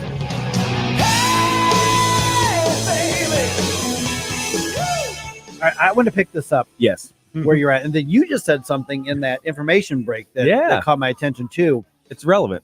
We started talking about the silly thing, the silly story, where a dating app, Bumble. The founder says, yeah, we're, or he said we, I think he meant his industry. I don't know if he said them. Yeah. They're working on programs that allow your, I guess, profile. Yeah. Like a digital representation of you. Do an initial like cyber date with somebody else's profile, and then they'll report back as to whether or not you should even talk to this person. Right. So instead of saying, hi, I'm Mike, my sign is whatever, if you're into that. I like baseball, books, history, coffee, whatever. Let's get to know each other. Yeah. My Tell me pronouns about are yourself. squeeze. My pronouns are And then I asked the question, so are we losing our humanity? You brought up the Wall-E movie. Yes. And with a little robot. The obese people in chairs where AI robots do everything for them and they never interact with one another. Right. Yeah. I mean, that's us basically. We're getting there. We're moving towards Wall-E, and a giant mega corporation / government entity tells us what to do. Right. Because we've outsourced it. We've outsourced. So that was everything. my question. Are we losing our humanity? And I mentioned, even when I was a young adult, I mean, mid-20s, late 20s, trying to get involved in things in the community I lived in, there were these areas where you'd go and you'd meet up and the people would get together and they'd have coffee at the diner and whatever. Matter of fact, I bet you I haven't been up there in the mornings for a long time because obviously I've been doing morning radio. But when I used to do the TV show, Missouri Viewpoints TV show, I'd record that at Wildwood University in St. Charles. Yeah. But I would go in early before the crew would get there, and I would stop in at the Steak and Shake there on First Capitol. Right. And I'd go in and get some breakfast and have a cup of coffee and go over my notes. And there was this group of older guys there every time, sitting around just solving the world's problems. Oh, I've been in that group. Just a bunch of guys sitting. It's not coffee. It's usually dinner. We're having steak and beer or something like that. Okay. But we solve the world's problems in those situations, and it's great actually. It's a different feeling than any other sort of interaction. Now we'd rather have the warfare on memes and videos on social media. Yeah. And here, look at this clip, because they'll have Cenk Unger from the Young Turks. Well, I'll meet you that and send you a Charlie Kirk. I mean, and that's how we do it with these like influencers who aren't particularly deep thinkers. And here's my meme GIF reaction to yours. Right. Here's my soundbite. I'm laughing at your stupid thing with my meme. And then, now I've got like, that's right. The GIFs that we're using, right? As opposed to our parents or grandparents who said, I'm not sure I agree with that William F. Buckley, but boy, he made a really good point. Let's talk about that. Sure. Or Russell Kirk, man, if you read, his, I mean, Thomas Sowell or any of those, we don't do that anymore. Not at all. Now we look for somebody who says something that we want to say, and we outsource it to them. Yes, they and said. By the way, they get clicks and revenue. They said it in a very witty way, and they made the waves in the social media space. They got enough attention so that you get all of the media clicks, like you said. So this has got 500,000 likes. It says what I want to say, so I'm going to share it and show you that there are 500,000 other people who think the way I do, and they would want to say it this way too. You know, when Kathy and I moved out to Washington, I honestly expected to see more folks interacting on porches. For instance, this past weekend, we celebrated our 49th anniversary. Hey, I didn't know that. Jeez. Yeah. I did not know that. Happy anniversary. Man, happy anniversary. Thanks very much. So we went to dinner, came back, and also over the weekend, we did some gardening. And Kathy wanted to plant a bunch of stuff, and my knees still hurt from stuff that we did. But the thing that caught me off guard was we decided to sit out in the driveway to watch the sunset. Had a really nice sunset. I think this was Saturday evening. And I'm looking around and thinking, you know what? I don't see any of the neighbors sitting outside, and they've all got nice areas where they could be sitting outside the house, looking at the park that's across the street from us. You got a nice view of the sunset almost all the time. Nobody ever comes out and sits, and Kathy likes to do that. We sit out on the driveway for a half hour or an hour or so, watch the sunset, and I'm looking around. I realize it's not like it used to be, because I think in the past you would have had families sitting out either on their porch or the front steps and just watching and chatting and discussing things, and we don't do it anymore. And you figured moving out of the city, you get more. Yeah, because I wasn't worried about drive-by shootings. Exactly. I mean, you changed location. You figured, hey, this is a nicer area. The people aren't going to be worried about that stuff. They're probably going to be more likely to interact with their neighbors because they're not worried about the city type stuff. But it's still not happening. No, not to the extent that I expected, to be honest with you. But they may say, "Oh, what's your handle?" Oh, you got a Twitter? You're on Twitter. Yeah. Like, hey, I'll friend you on Facebook. Yeah, we're good. I'll share a picture of the sunset that I took 3 years ago, and we can both talk about that. If you comment on the picture of the sunset, we don't have to worry about viewing the sunset together. I took my mom to brunch for Mother's Day, and the waiter asked me what my Instagram handle was, because then they could, if I'm following them on Instagram, they could send deals. Yeah. And I made the joke. I'm like, I was told by my daughter and my wife, I'm not cool enough to be on Instagram. Right. And my wife goes, oh, pardon me, I have Instagram. So she was just calling you out to be much cooler than you. Thanks, Mom. You and your Instagram with all these kids these days. I'm telling you. All right, we're going to look at one of the area state representative races. Got a challenger to one of the Republicans in office right now. We're going to talk to him at 8:05. The Herzog Tomorrow Foundation provides private school tuition scholarships through Missouri's new Most Scholars program to cover the cost of accessible, high-quality schooling. Hi, this is Maela Esser with the Herzog Tomorrow Foundation. Our private school tuition scholarships wouldn't be possible without the support of generous Missouri taxpayers. If you're a Missouri taxpayer interested in redirecting your tax dollars and sending them to Missouri students in need of a better education, please contact me at herzogmostscholars.org.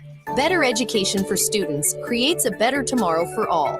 Learn how you can help provide a better education for Missouri students at herzogmostscholars.org. That's herzogmostscholars.org. Also, sign up for The Lion, an initiative of the Herzog Foundation that carries articles covering a wide range of issues facing American families and culture. herzogfoundation.com. That's herzogfoundation.com. Tim Jones here with Dr. Kim Patton from Comprehensive Integrative Healthcare. Kim, you focus on the treating of neuropathy. What are the signs of neuropathy? The most common symptoms are numbness, burning, cramping, usually in the hands and feet. Tell me about the success you're having with your Restore Neuropathy treatment program. Tim, our program includes 8 distinct steps, offering a unique experience from other treatments. No surgery, no addictive medications, and we are seeing a success rate of 95%. Kim, that is incredible. How can people learn more? Visit us online at CIH.health. That's CIH.health. Tim Jones and Chris Arps in the afternoon. Speaking with Randy Tobler, Dr. Randy Tobler. I think that it's gotten to the point where everyone has so much dirty laundry, where everyone just sort of covers and they don't want to really expose. They don't want to dig too deep. I won't get too close to your armpits and smell them if you don't get too close to mine, to put it in a very crude way. But I think that makes the point. Tim Jones and Chris Arps. Weekdays at 4 on News Talk STL. KLGY HD3 Clayton, K270BW Bellefonte, KNBS Bowling Green. This is News Talk STL at 1019, 94.1, and always streaming at newstalkstl.com. News this hour from townhall.com. I'm Rex Thomason. America's top diplomat visits an ally that's fighting for its life with more than just a little help from the U.S. Secretary of State Antony Blinken has arrived in Kyiv on an unannounced diplomatic mission to reassure Ukraine that it has American support as it struggles to defend against increasingly intense Russian attacks. The two-day visit comes less than a month after Congress approved a long-delayed foreign assistance package that sets aside $60 billion in aid for Ukraine, much of which will go toward replenishing badly depleted artillery and air defense systems. I'm Charles Dillard. The government moves to thwart a Chinese real estate purchase near a strategic American airbase here in the U.S. President Biden issued an order blocking a Chinese-backed cryptocurrency mining firm from owning land near a Wyoming nuclear missile base. The order forces the divestment of property operated as a crypto mining facility near the Francis E. Warren Air Force Base. It also forces the removal of certain equipment owned by Mine One Partners Limited, a firm that's partly owned by the Chinese state. The move was made in coordination with the U.S. Committee on Foreign Investment in the United States. Keith Peters reporting. Going somewhere? A lot of us will be heading out over the next holiday weekend. AAA is predicting an increase in travel this Memorial Day weekend nationwide compared to last year, and the second highest on record. The agency says nearly 44 million people will go 50 miles or more from home. That's a 4% increase over last year, and that comes close to matching 2005's record high. Correspondent Tasha Stevens. Wholesale inflation surged last month, the producer price index soaring 0.5% March to April. On Wall Street this morning, the Dow futures now down 5 points. NASDAQ futures off 33 points. More on these stories at townhall.com. This is a special alert to all Americans who own a vehicle with less than 200,000 miles with an auto warranty about to expire or with no warranty coverage at all. Due to a decline in the economy, CarShield is announcing a low-cost month-to-month vehicle protection plan that is now available to the public to save any driver out-of-pocket expenses on future auto repairs. Call now to find out how you can pay almost nothing for covered auto repairs. Yes, you heard that correctly. Pay almost nothing for covered auto repairs. An open phone line has been established for all drivers to call for a free quick quote. Call 800-355-4107 now. Drivers who are covered will not have to pay for covered repairs again. This protection plan is at an all-time low. Additionally, drivers who activate this vehicle protection today will also receive free roadside assistance, free towing, and car rental options at no additional cost. Call us for your free quick quote today. 800-355-4107. That's 800-355-4107. What do you have to lose? Call 800-355-4107. From the Michaels Flooring Outlet Weather Center. More on and off showers and thunderstorms today as a slow-moving area of low pressure passes overhead. So bottom line, have the rain gear ready once again. But much like yesterday, this won't be an all-day rain. There'll be some breaks in the action. But mostly cloudy to overcast skies will hold highs in the low to mid-70s. We're cloudy tonight. The rain finally moves out. Watch for some fog towards daybreak, down to 58 for the low. Looks like Wednesday may be the only dry day we get this work week. Partly cloudy tomorrow and 77. That's your First Alert forecast. I'm meteorologist Matt Chambers. This hour of News Talk STL is brought to you by Rodney and Jen Wallner and the entire Wallner home selling team at Berkshire Hathaway. Call them today at 314-810-SOLD. 314-810-SOLD.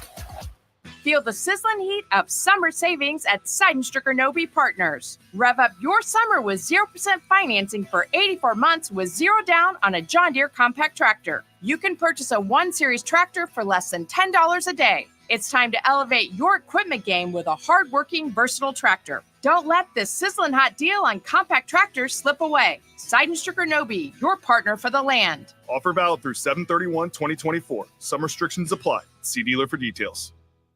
Tony Colombo here, reminding you to visit my friends at Bluff City Outdoors in Alton before your next trip into the great outdoors. For decades, Bluff City Outdoors has covered all the needs for area fishermen, and they'll always have all the best bait, tackle, and gear for your next trip on the water.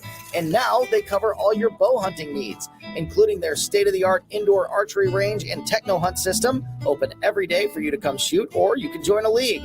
Follow Bluff City Outdoors on Facebook and learn more at bluffcityoutdoors.com. Mike Ferguson. It's a miracle we're not in prison. Gabe Pfeiffer. Are you kidding me? Get up! Get up! In case you hear the alarm. Get up, St. Louis. Yeah, it's kind of a thing. Mike Ferguson in the morning on News Talk STL. Get up! Get up! This is your cousin. Hey, still just a little bit ago, how many weeks until the actual general election? You just said it a little bit ago. 25 weeks today. 25 weeks from today. Oh my gosh. We are voting for president, for governor, for U.S. Senate on the Missouri side, for state representative, for state senator, for Congress critter, all up and down like 25 weeks from today. And different than the one on August 6th. Right. Is That's the primary. Correct. But yeah, today is the big day. Wow, man. That's going to get here before we know it. So here we are. It's we're off to the races, man. Speaking of the races, we're going to look at one of them on the Missouri side right here. By the way, it's 8:05 right now. I'm Mike Ferguson. Got Gabe Pfeiffer here. Got Stel Ponticus here. And just ahead, we're going to dump some news on you, giving the update on what happened at Washington University's commencement. Did some of the protesters get stupid? Yep. Oh, gosh. But WashU, I think, handled it as well as you could. And you know I'm a critic of WashU. So I'll give you the update on what actually happened on that. All right, I'm now joined by Scott Ottenburg, who is one of the city council members in Kirkwood. Or excuse me, Wildwood. I'm sorry, Wildwood. I had Kirkwood on the brain for some reason. Wildwood. And so, Scott, appreciate you being on the program here. You're looking to go from City Hall to the state capitol. You've thrown your hat in the ring for state representative. We're going to get into that here in just a second. But I've been a city councilman as well in another city, so I know what you get your hands into when you're dealing with the budgets and the public works and the public safety and all of that sort of thing. Let me ask you a general question. When you look at what the challenges are facing the state of Missouri, and you say, I want to run for state representative representing the Wildwood area right there, what are the initial needs, the high profile needs that we need to have people ready to tackle once that legislative session starts in January? Well, good morning, and it's great to be with you. And I think our priorities are the priorities that every elected official should have. First and foremost, the safety of our residents. Are your neighborhoods safe? Are your streets safe? Also protecting their wallets. For most people, their home is their largest source of wealth. And what we need to do is protect that wealth from being unfairly taxed.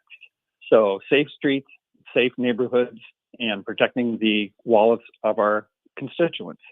And so along the taxing line, because boy, it's a hot button here on this program right here. Some efforts have been kind of stymied in Jefferson City regarding limiting some taxes, particularly on property taxes, and even some talk about, well, let's see if we can phase out property taxes. What's the right approach to keeping homes affordable and accessible, and also keeping government in check as well? Because I mean, I'll get to where a lot of my questions you're going to find have to do with what you think the role of government should be in this. So when we're talking about that home investment, what's the best way to protect it and make it accessible? Sure. Well, I've always been a limited government person, and I think we need to keep checks on our governments at all levels, whether it's local, state, or federal. When it comes to property taxes, the property tax laws that are in place now are all right. They're a good start. But what we need to be doing is protecting the property of all of our residents, not just seniors, but all Missourians. And I think the way we can do that is by putting in place a law statewide that would cap the assessments on property at, say, 2%, which is the inflation rate typically targeted by the Federal Reserve, or the actual inflation rate, whichever is less. As you know, right now with property taxes, real estate property taxes, you're taxed based on a particular assessment. So you could be paying a tax based on a particular assessment today, and then if, heaven forbid, we should have another financial downturn and the value of your house drops, just as you're going to sell it because you're moving or you're downsizing because the kids have grown and gone, you take a big hit then on the value of your property. And that just doesn't seem right to me. And I think a lot of others feel the same way. So that would be one of my solutions to helping protect homeowner wealth, is capping the assessments at the rate of inflation or 2%, whichever's less, and making sure that they're not unfairly penalized and that they don't take a hit should there be an economic downturn. Morning, Scott. Gabe Pfeiffer here. So we've had candidates on air with us who kind of span the gamut in terms of their tax policy overall. Just wanted to get a feel for where you stand in general. We've got people who say we shouldn't have an income tax or a personal property tax or even a real estate property tax, and we should just go to have a consumption tax. Where do you think the government should fall in that regard? How should we be funding in your world if you had your druthers? Well, I think the first thing we need to do is have transparency, and I think we need to start by having the government take responsibility for the budgeting process. In other words, too often today, many governments, whether it's state, local, or federal, what they do is they simply take a look at how much revenue is coming in, and they say that's how much we need to spend, or how much we have to spend. And instead, what they should be doing is starting with a clean slate each year, saying, this is what we need to do to keep our residents safe. This is what we need to do to have safe streets.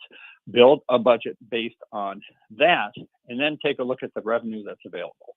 Okay, so obviously the state budget, to your point, Scott, we're visiting with Scott Ottenburg, who's running for state representative, is maybe, I would say, the biggest job, particularly of the House of Representatives, is to come up with that state budget.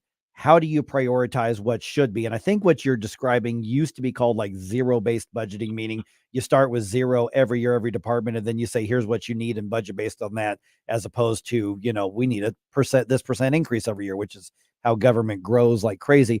But what would you set as the priorities as how, or I guess, a budget is a moral document. I mean, maybe not a religious or anything like that, but it's saying this is what our priorities are, this is what our values are, this is what our government should be doing, here's what it should not be doing. How do you approach, as a state representative, how you construct that budget to handle the money from the people of the state and, decide what to take and what not to take? So I think what we do is, first and foremost, go back to what we were talking about earlier in our conversation, and that's prioritize the safety of our residents. First, let's start with safety. The job of any elected official should be to protect their constituents. So let's make sure we have proper police and fire protection in all of our communities across Missouri. Let's make sure our streets are safe. Safe in terms of proper signaling, maintenance of highways, and making sure that people can come and go to their homes and feel safe about doing so, making sure that they can look out the front window and see that their kids are safe. We prioritize safety first.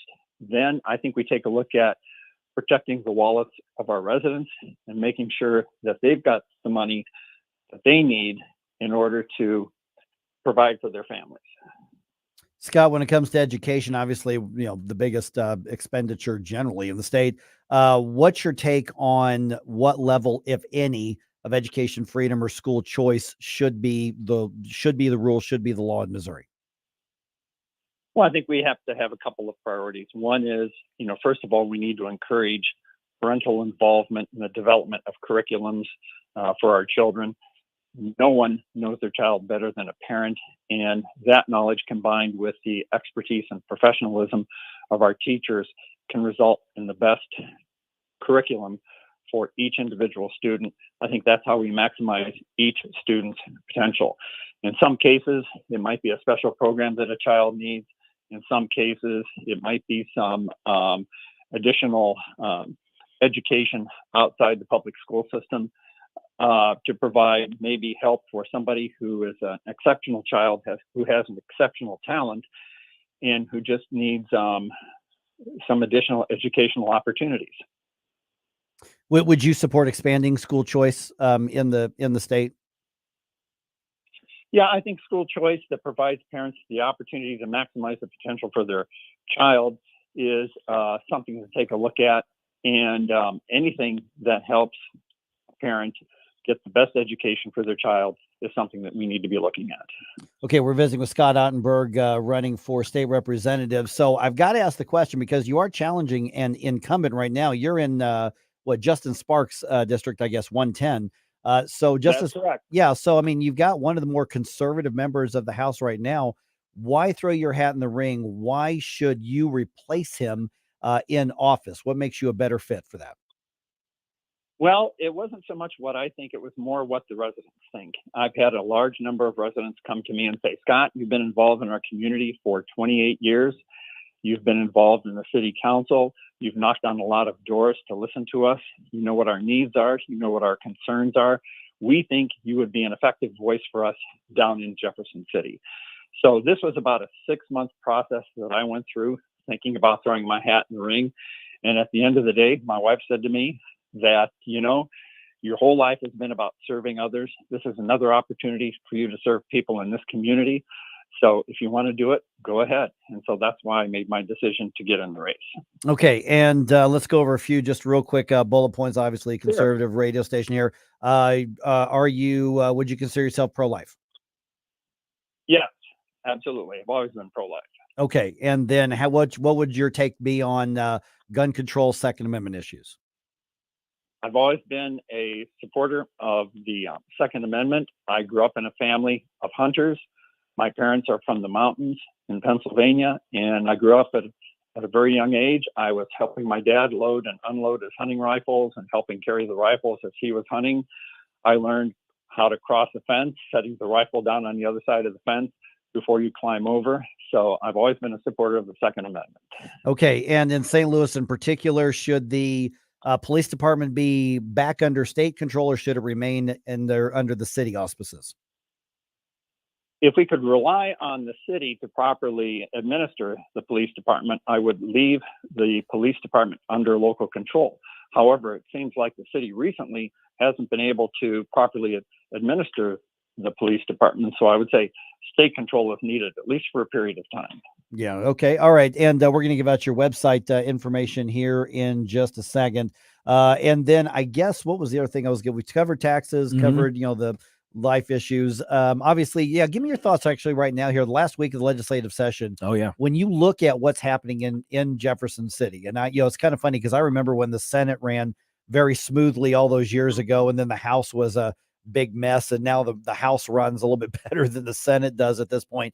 How would you assess the current legislature and the Republican supermajority as far as getting the work done that needs to be done for Republicans or for conservatives? Because unfortunately, not all Republicans are conservatives. Yes, and you're right. And unfortunately, with this being an election year, I think too many people are focused on the election in November. And as a result, they've taken their eye off the constituents. The constituents are what matter first and foremost. And you have both sides, both the Republican side and those in the loyal opposition, not wanting to give their opponents a victory that they can take into the election campaign in the fall. I think we still need to get back to thinking about why it is we're in the legislature or in the city council or on a county council to begin with. And that's because the constituents elected us to get something done. And as I go door to door in my campaign, the number one thing I'm hearing from my constituents is you need to get something done. We're not electing you to be disruptive. We're electing you to get something done on our behalf. And what are the things that they want you to get done specifically? A lot of talk about the freezing the assessment on real estate property and keeping an eye on government spending, those and crime. Those are the issues that I hear from time and time again. Okay, Stel, can I sneak in one more question here? I know we're a little over time, but we got Sure, time go for another ahead. minute. Yeah. Okay, so let me follow up because you mentioned crime a couple times on that. What does an effective crime, I guess, policy look like that's actually going to make us safer? Because that looks like a lot of different things to a lot of people. But from your perspective, and again, like I said, I've been on a city council myself, so I've done that same work that you're doing there as well.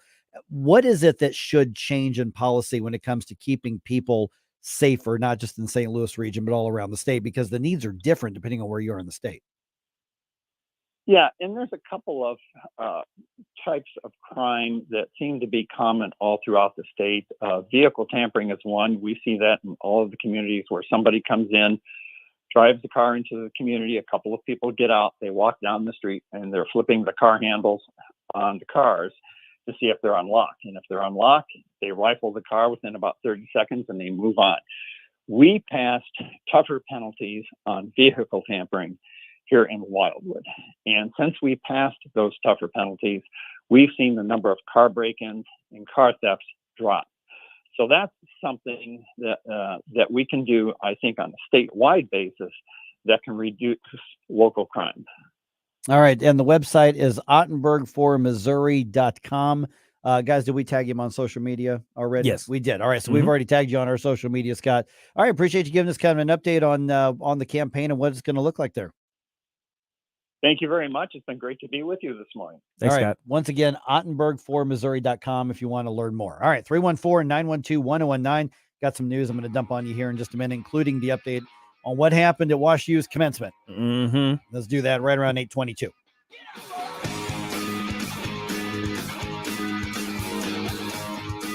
Mike Ferguson in the morning.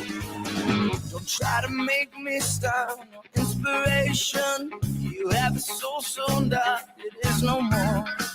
And all at once depart, no destination, making cold my heart to fight your war.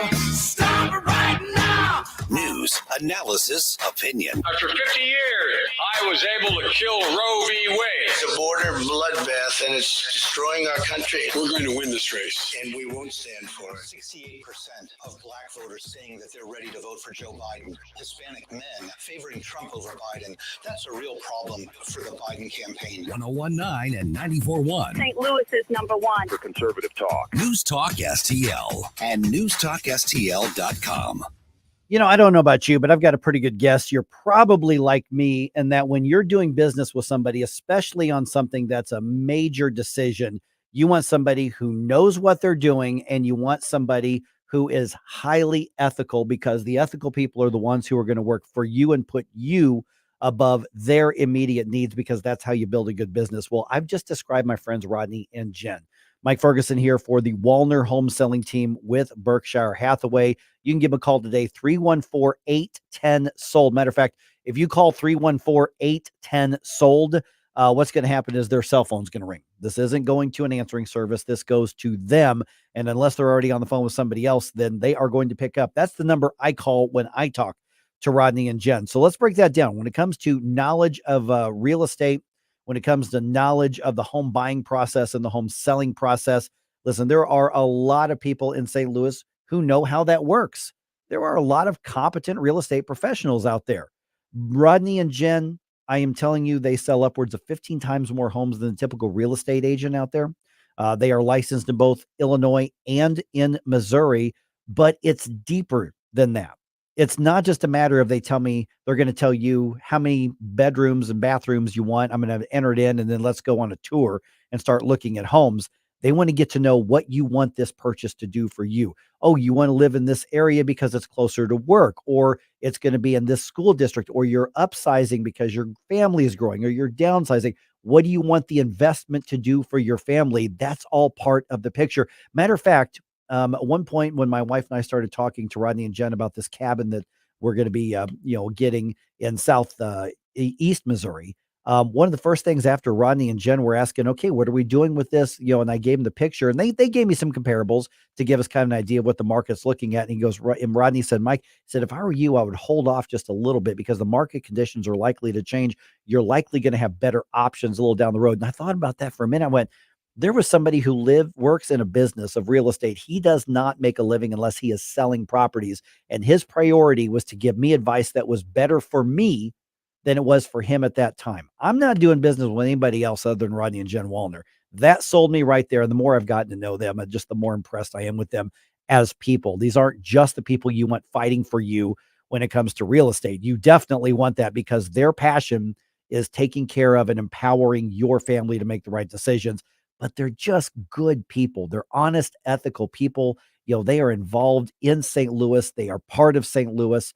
They are not just the best at what they do because they understand real estate It's because of their passion for taking care of people. They serve you through their business, and that's why they've been successful. Give them a call today, 314-810-SOLD. I am telling you, you talk to them for a couple of minutes, and you're going to see what I see. There is a difference. There really is. 314-810-SOLD. Springtime in St. Louis means one thing. That's right. Golf is back, baby. Whether you're a beginner or a scratch golfer, you're sure to enjoy your golf experience at Sugar Creek Golf Course. Sugar Creek is a scenic and challenging course and well suited to golfers of all abilities. Located in High Ridge, just 10 minutes from 270 and Gravois. At Sugar Creek Golf Course, our courteous and professional staff has one goal: to make sure your golf experience is enjoyable. To book your tee time or to learn more about the special event and banquet facilities, simply visit sugarcreekgolfcourse.com. Thanks for taking my call. News, analysis, opinion. Radio news junkie. Love every bit about it. News Talk STL. Hey, this is Rob Carter. Join me weeknights at 8 p.m. as I challenge our politicians, expose the political press, and analyze pop culture. It's the Rob Carter Show, weeknights from 8 to 10 p.m. here on News Talk STL. Now let's get back to Mike Ferguson in the morning. Morning News Dump. Are you joking? Is this a joke? Listen, folks, the Morning News Dump.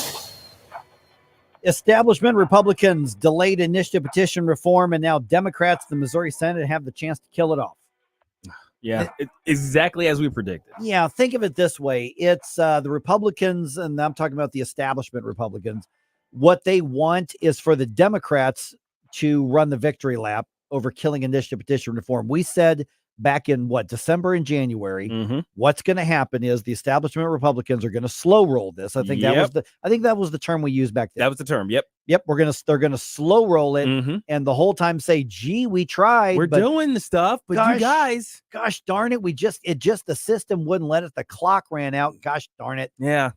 And so the Freedom Caucus throws down the gauntlet in January, and everybody loses their stuff over it. Yeah. You're filibustering already, and it's, we've got 5 months to do the work. Well, it turns out that was damn near prophetic, because exactly what they warned and exactly what we warned is what's happening right now. The foot dragging by the establishment Republicans down to the wire, and now they've handed it off to the Democrats, and the Democrats are now filibustering in hopes of running out the clock and getting initiative petition reform kicked off again. In the meantime, there's a constitutional amendment in the works right now that would take 50% plus one to enshrine a radical, extremist left-wing abortion constitutional amendment into place. Yeah. I got to say, I'm particularly disappointed in Mary Elizabeth Coleman here. Because she's not calling the question. I don't know what's going on. I do not know what's going on there. All right. Now that we're in the final week of the session, anything not passed by the deadline on Friday is going to have to wait till next year. Democrats, like I said, have been filibustering the IP reform bill since yesterday. All right. Wasn't much disruption inside the Wash U commencement ceremony on Monday, despite some loud pro-Hamas protesters outside of the venue. Graduation ceremony happened at Francis Olympic Field, of course. Protest led by the intellectual giants involved in Resist WashU and the St. Louis Palestinian Solidarity Committee. And I'm telling you, those are the brilliant ones. You want them at your party. The Solidarity Committee. Yep. They chanted and held signs and annoyed the decent people. They probably, were encouragement to the bad people, but the decent people were annoyed by them. But they were kept outside of the field. They, at one point, were trying to climb up the back of the bleachers, but the cops told them to get lost. Yeah, seriously. They were yelling and screaming, and you could hear them all the way up to the stage where the commencement speaker was Stifler's mom. Yeah. The big terrorist babies crying about it. Pretty much, yeah. All right. And speaking of the actual terrorist and the Israeli state of Israel that these protesters hate so much, President Biden withholding a shipment of aid from Israel until Israel gives them a plan of attack that the White House wants to approve. Ugh. That's actually disgusting. Yeah. I really do not like that. I mean, it's one thing to say, okay, I don't want you to be corrupt with this stuff that I'm giving you. Mhm. But in this case, Israel, I'm pretty sure Israel purchased these. Like this is their property. We're just delaying the delivery. Yeah. And this is about their sovereignty. And there is some aid involved as well. Well, yeah, that has been probably, promised that Congress has approved. That's true. So Prime Minister Benjamin Netanyahu says the Israeli Defense Forces, they're going to go ahead with the invasion of Rafah in southern Gaza, regardless of whether America supports it or not, because that's where the terrorists are. Yeah, as they should. That's leadership. Mm-hmm. Benjamin Netanyahu is a better leader than Joe Biden. Oh, by far. On Mornings with Maria on Fox Business, Senator Rick Scott out of Florida had something to say about the whole situation. What would you do? I mean, they're killing your fellow citizens, and they're telling, and Blinken and Biden want Israel to get out of Gaza. I mean, who's going to go in? Egypt's not going to help. Who's going to help? Is the United States going to go in and do anything? And so, I mean, this makes no sense. Okay, here's what's really bad, Gabe, is that President Biden says Benjamin Netanyahu has not yet crossed the line with him, meaning with Biden. And the U.S., at least for the moment, is going to continue to support Israel's Iron Dome defense system. Oh, my gosh. The fact that the Iron Dome is even in the conversation. That's disgusting. Because that is 100% defensive. That's all it does. Zero offensive. And the idea that he even put out there, hey, well, we're not even close to the line where I'd even talk about, cutting that off. But the fact that he's brought that up. That's huge. Oh, my gosh. Okay. That's a step too far. He crossed the line with me. Yeah. With that whole one, because the idea, and nobody's talking about this, by the way, Israel is still under constant bombardment. Oh yeah. From all over. Yeah. There are areas in the north that are constantly having rockets lobbed at it. And the Iron Dome is the only thing that protecting the civilians there from getting blown up every day. Okay. I'm starting to think you might not vote for Joe Biden. You know what? I think it's possible. I think, that one might be a step too far. That's what did it. Because you were teetering on there before. I didn't know. I mean, it's like, I need to learn more about this Joe Biden guy versus the Trump guy. Like, I didn't know. Okay, I'm not a big entertainment news guy. Yeah, I'm not a big entertainment news guy, but this actually involves a St. Louisan. From our own wonderful band at Saturday Night Live, here's David Sanborn. Such good music right here. Oh, yeah. So smooth.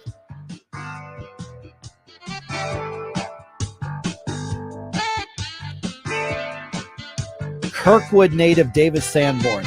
Just a legend of jazz, really kind of one of the, I guess, founders of what people would know now as kind of modern jazz or smooth jazz. Oh, yeah. Yep.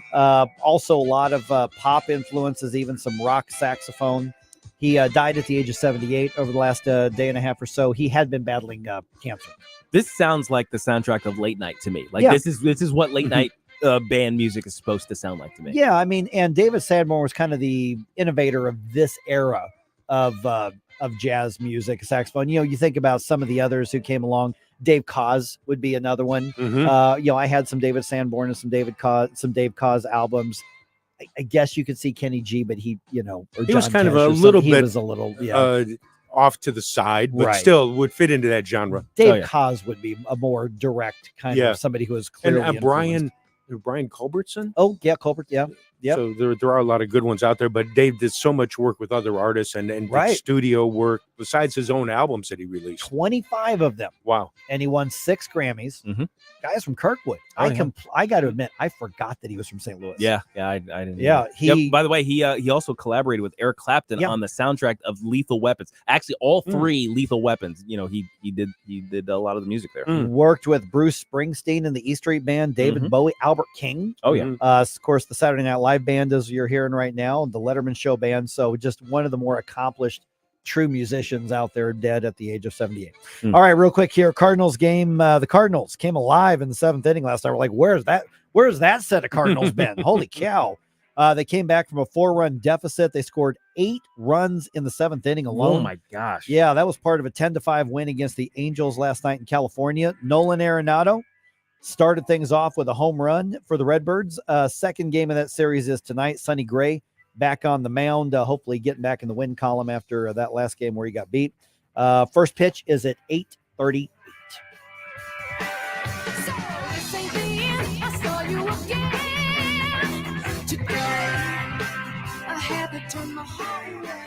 Follow us on Rumble at News Talk STL.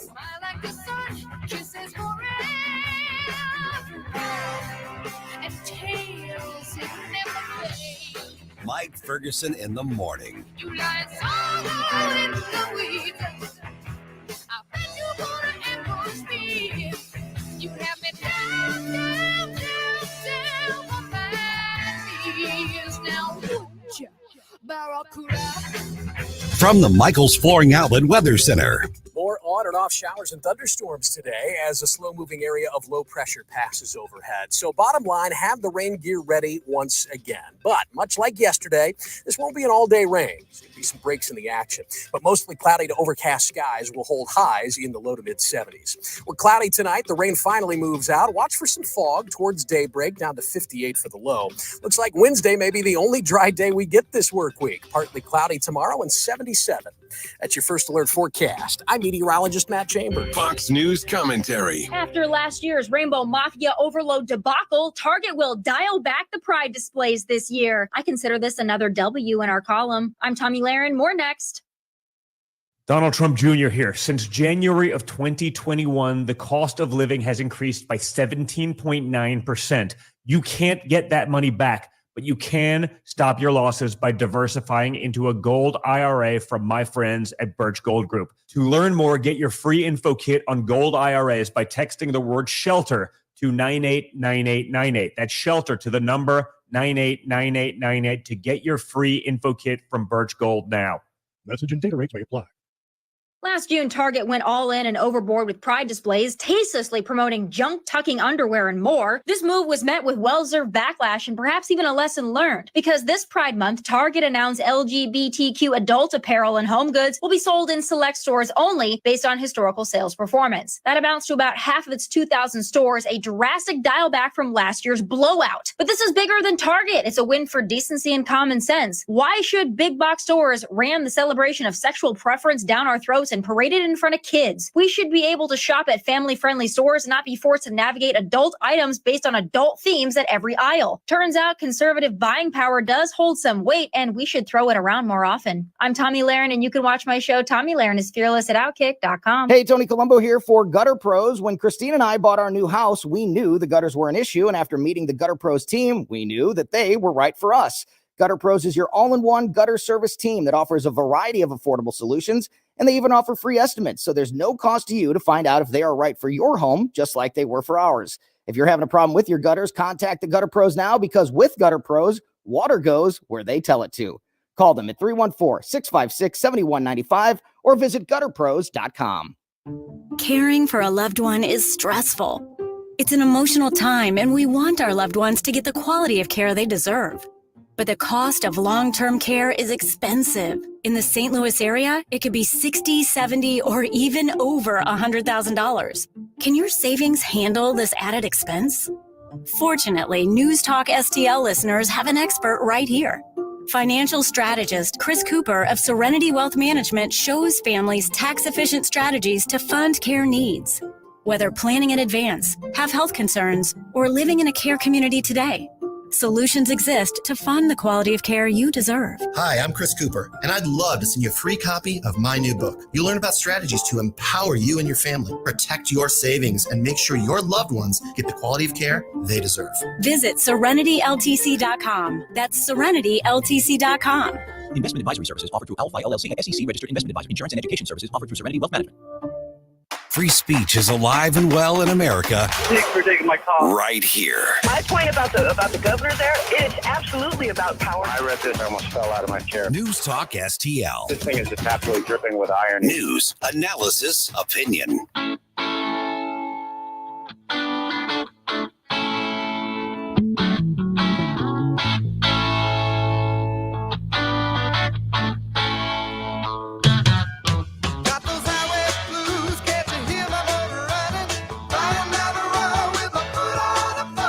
Hey everyone, this is State Senator Nick Schroer. I am the host of Stand and Fight every Sunday night. Right now, let's hear more of Mike Ferguson in the Morning Show here on News Talk STL.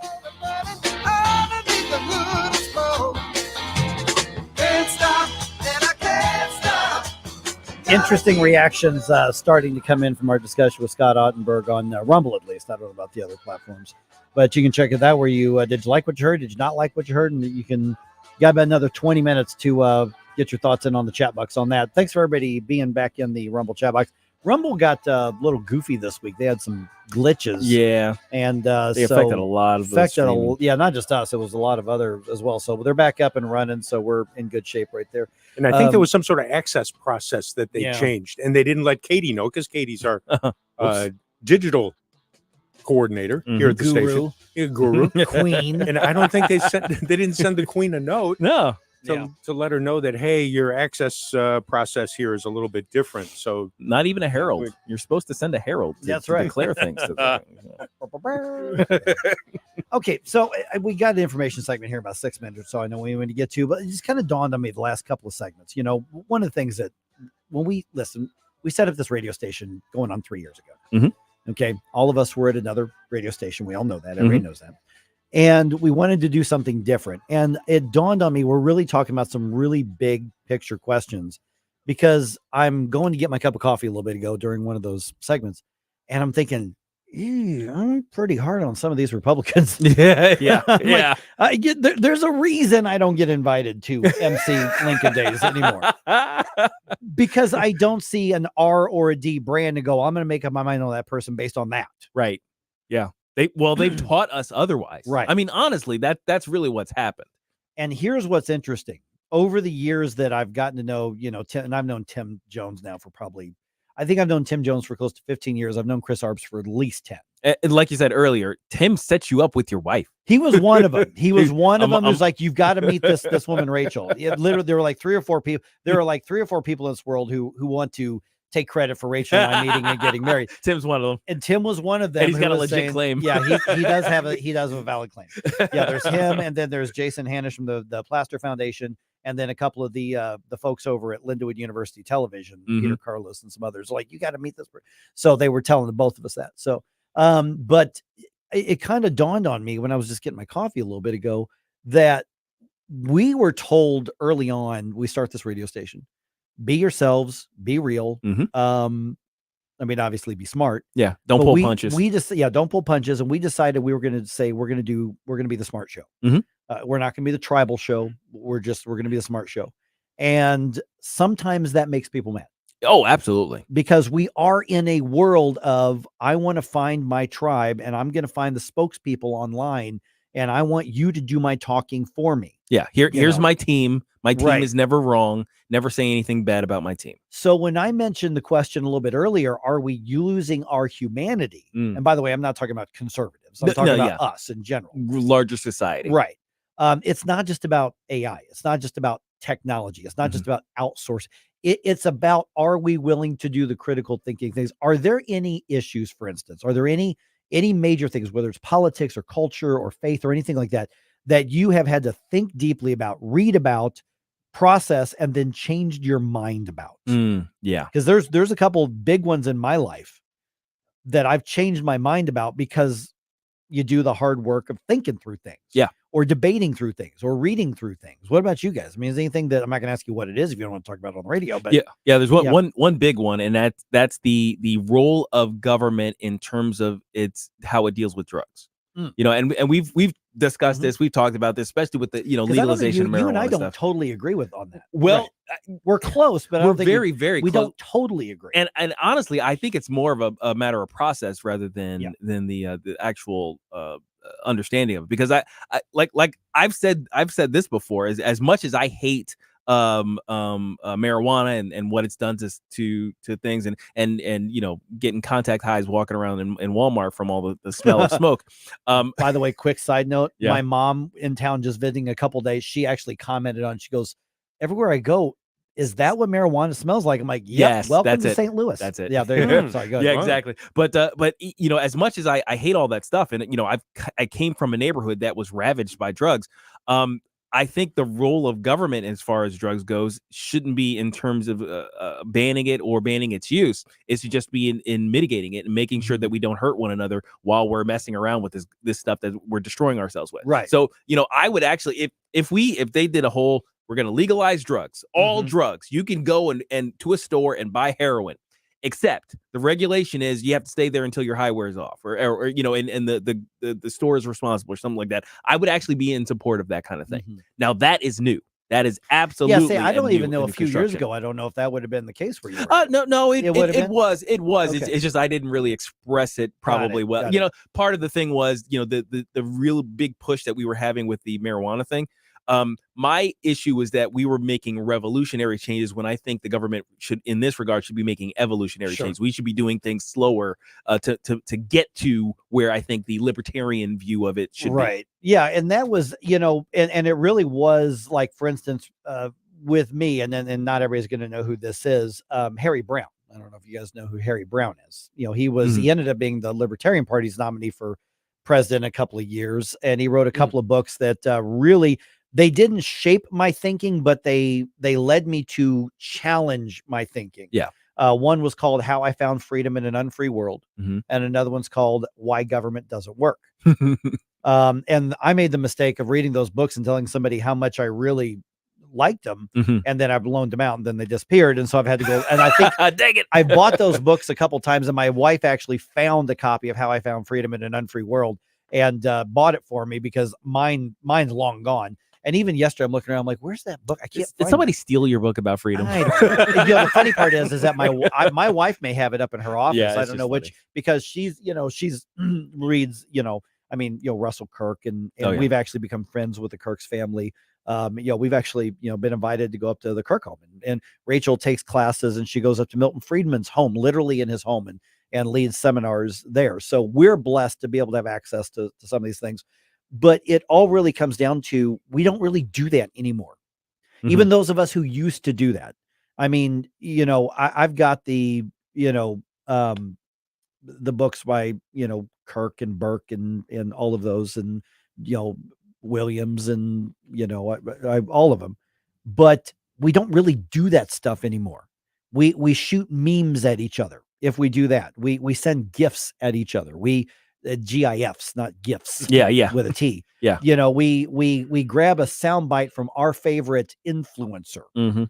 And there are some influencers who have something to offer. Sure. And you respond with the fire emoji. Right. Yeah. and then if somebody on the other team says something, you respond with the poop emoji. Right. Right. That's how it goes. That's right. where our discourse is. Yeah. We it's not exactly the Federalist Papers. I'm just saying, can you Not imagine Lincoln Douglas debates. Can you imagine John Adams sending a picture of excrement? But these were the men and women. Hilarious. I know these were the men and women who laid a foundation for us to fight through the tough things. And we know that tough things are on the horizon. And I don't know that we've got probably at least 2 generations who are ready to think and fight through them. What's even worse is when you think about, the John Adams of the world at the time who kind of created the world. They were the young people of the time.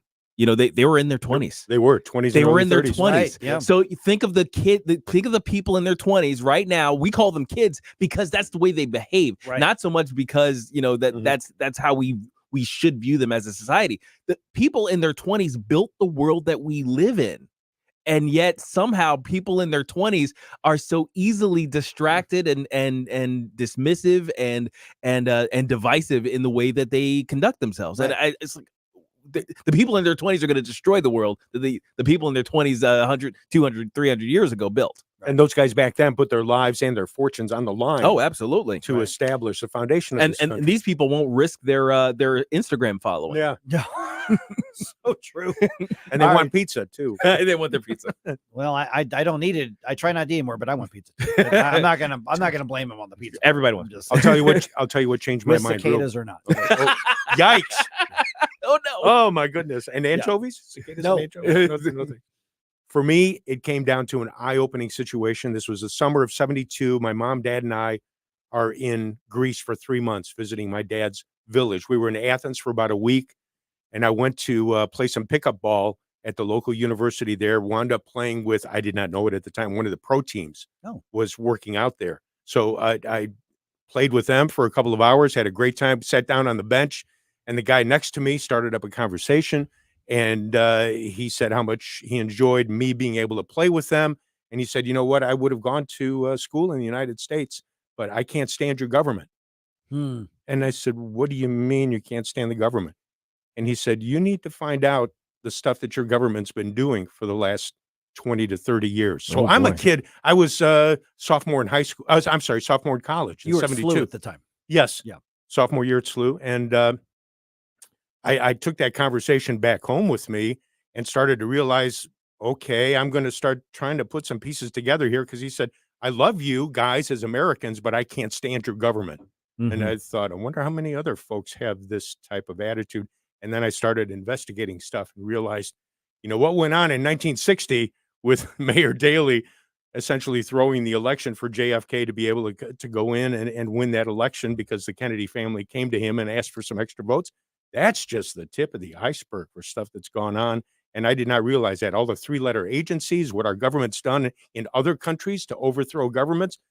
Man, I was so naive back then, but I've learned a lot since then. And sadly, a lot of it's pretty disappointing.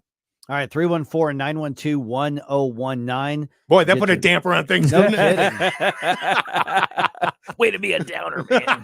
How about this? We'll cheer it up here in just a couple minutes with ways that you can know that you're old. Oh, according to no. all this stuff. Oh, great. Thanks. Happy 49th wedding anniversary, Estelle.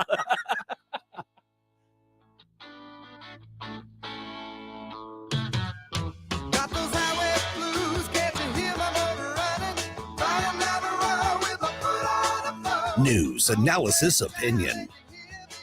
Mike Ferguson in the morning.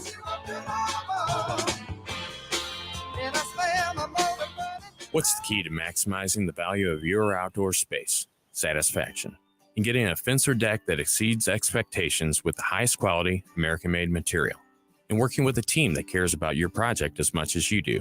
And adding safety and security for your family and pets to play, relax, and entertain. At STL Fenceworks, satisfaction is our core value. Doing it right the first time, standing above the competition. At STLFenceworks.com, your satisfaction is our passion. Attention farmers, is your material handling equipment coming up short in your operation? A JCB TM Series telescopic wheel loader from Sievers JCB can take your productivity to new heights. Bucket capacities range from 1 yard to 4 yards and lift heights up to 18 feet. Don't miss out on special short-term lease options and put JCB TM productivity to work on your farm for under $3,000 per month. To schedule your on-farm demo, call or visit SieversJCB.com today. Hey, it's Tony Colombo for the Cleaning Pros at Zero Res. Zero Res knows there's nothing more important than the health of your family, and the health of your home has a direct impact on that, and that's why they have this great offer for the month of May. Book a cleaning now and mention the Colombo special, and you'll get 3 rooms of carpet cleaned starting at just $129. Plus, you can take $50 off your air duct cleaning. Keep your home clean and healthy with the pros at Zero Res. Just mention the Colombo special when you call 314-474-2020 or when you book online at ZeroResSTL.com. In the fast-paced world of digital marketing, making connections is a challenge for any business. But what if we told you there is a place where connections aren't just made, they're grown? Meet 2060 Digital, your premier Google partner and top-tier digital agency. We don't just follow trends, we set them. At 2060 Digital, we're not just another agency, we're your strategic partner. We dive deep into your challenges and develop solutions that drive measurable outcomes. Ready to elevate your digital presence with campaigns that connect? Google 2060 Digital today. Colombo and Katie. A Columbia University student tore up her diploma on stage at graduation. I'm sure that scored points with future employers. We'll get you the latest news Tuesday. Plus, we'll talk to Crane Durham at 2:20. Weekdays at 2 on News Talk STL. News, analysis, I'm glad you're talking about this. opinion. I'm glad you're fired up about it, too, because I know I am. News Talk STL.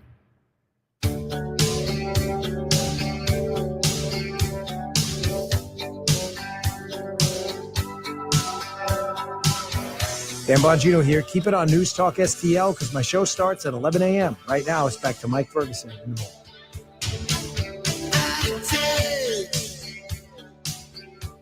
Note here from Ed on Rumble. Says, hi, hello, don't have much to say today, just tired of it all. Talk is cheap, but actions are better. I'm sure I'll comment again, but just need to see actions from all these people. Ed, that's what frustrates everybody. I mean, that's you just wrote what so many people feel. And really, you can go all the way up and down the line, all the way Right. from DC to Jeff City. To your city hall. Yes. I mean, absolutely. Yeah. So that's why I try to look at this show here different and be solutions based. But yeah, you're absolutely right. All right, 8:54 right now. Vic Porcelli's going to be here in about 10 minutes. Oh, the people have read it. They did it again. Somebody asked the question, which is a really dangerous question to ask on Reddit. How do you know when you're old?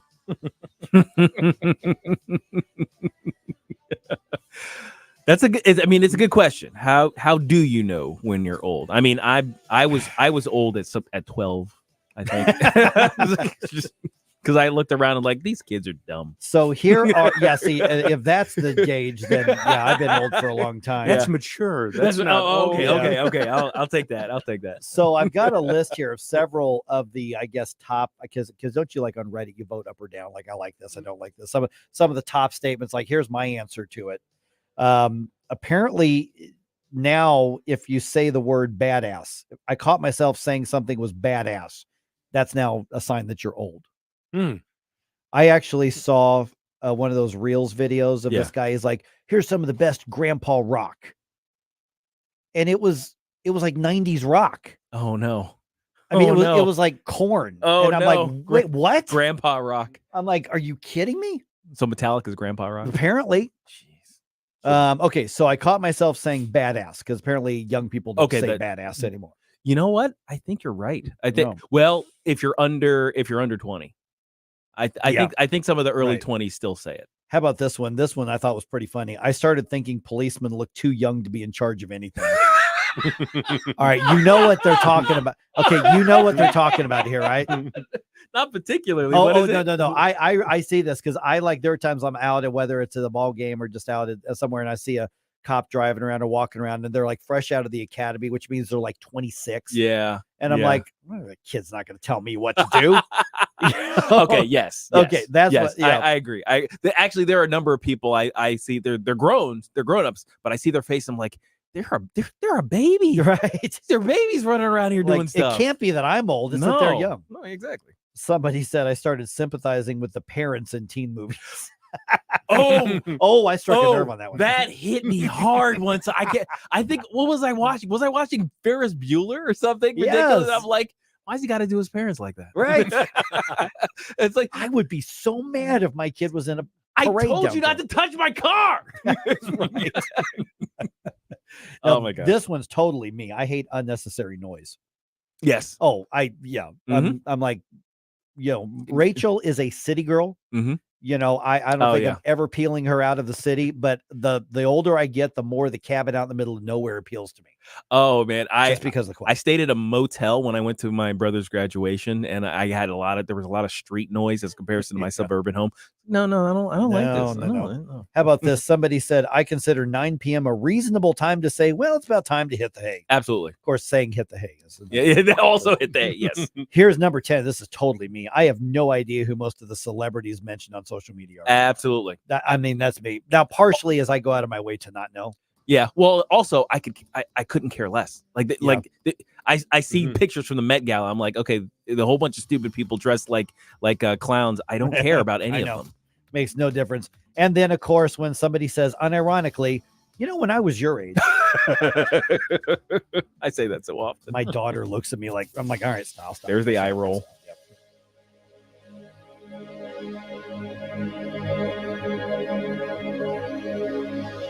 Old man winter in the rearview mirror. Warmer weather here. Time to call Hanson's Tree Service. 636-379-1830. 24/7 at hansonstree.com. This is the perfect time to spruce up and beautify your landscape beds. When you purchase organic mulch in bulk from Hanson's, you save on price, time, and incredibly convenient. Tons of commercial and residential tree care services as well. Grinding and land clearing, plant health care, and more. 636-379-1830. hansonstree.com. hansonstree.com. Missouri education officials must be bad poker players. They keep doubling down on the same